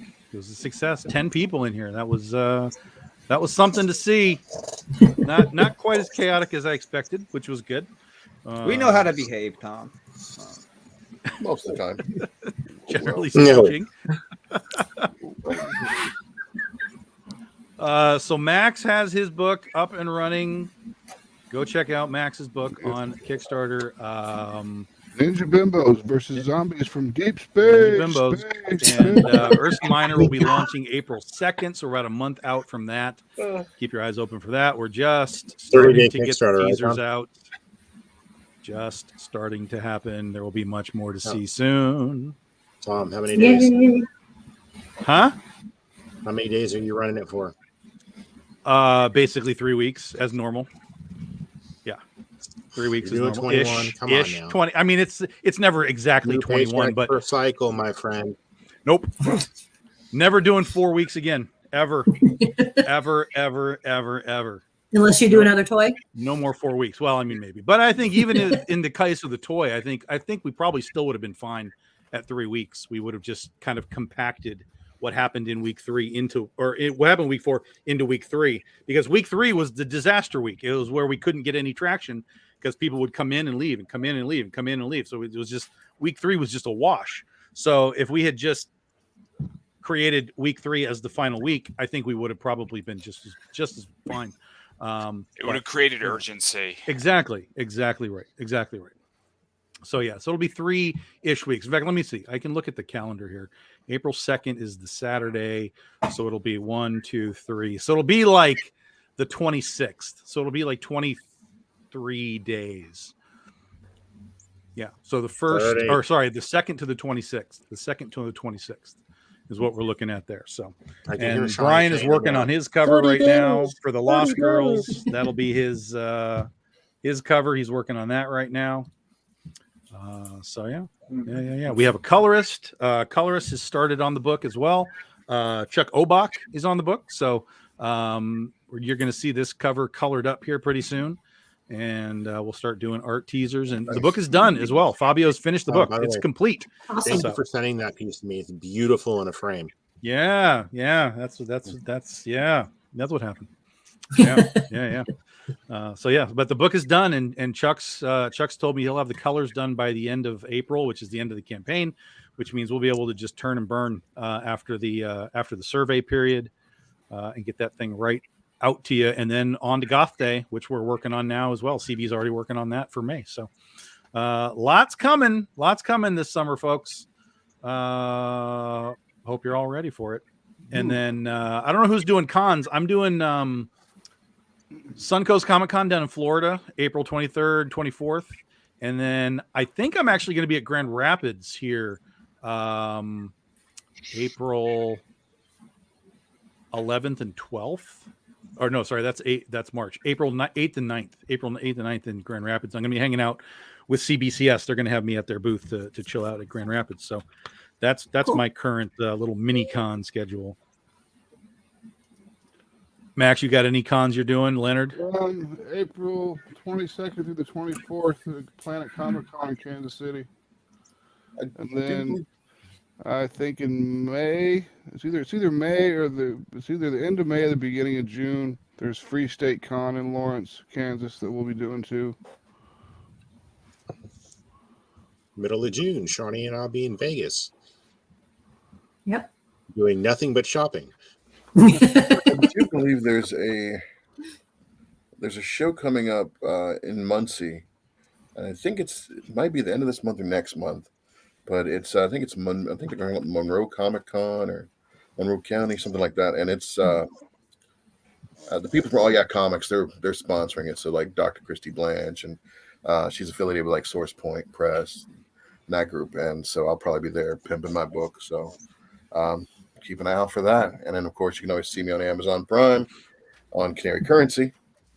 Fun little series. You get to see me play a nice villain. So. Awesome. All right, guys, that's going to do it for us tonight. Thanks for joining us on the pop-up show. We may or may not do it next week. We'll see what the hell I'm up to, and if I decide to do it, we'll let everybody know. Thanks for hanging out, everybody. We'll see you all next time. Bye.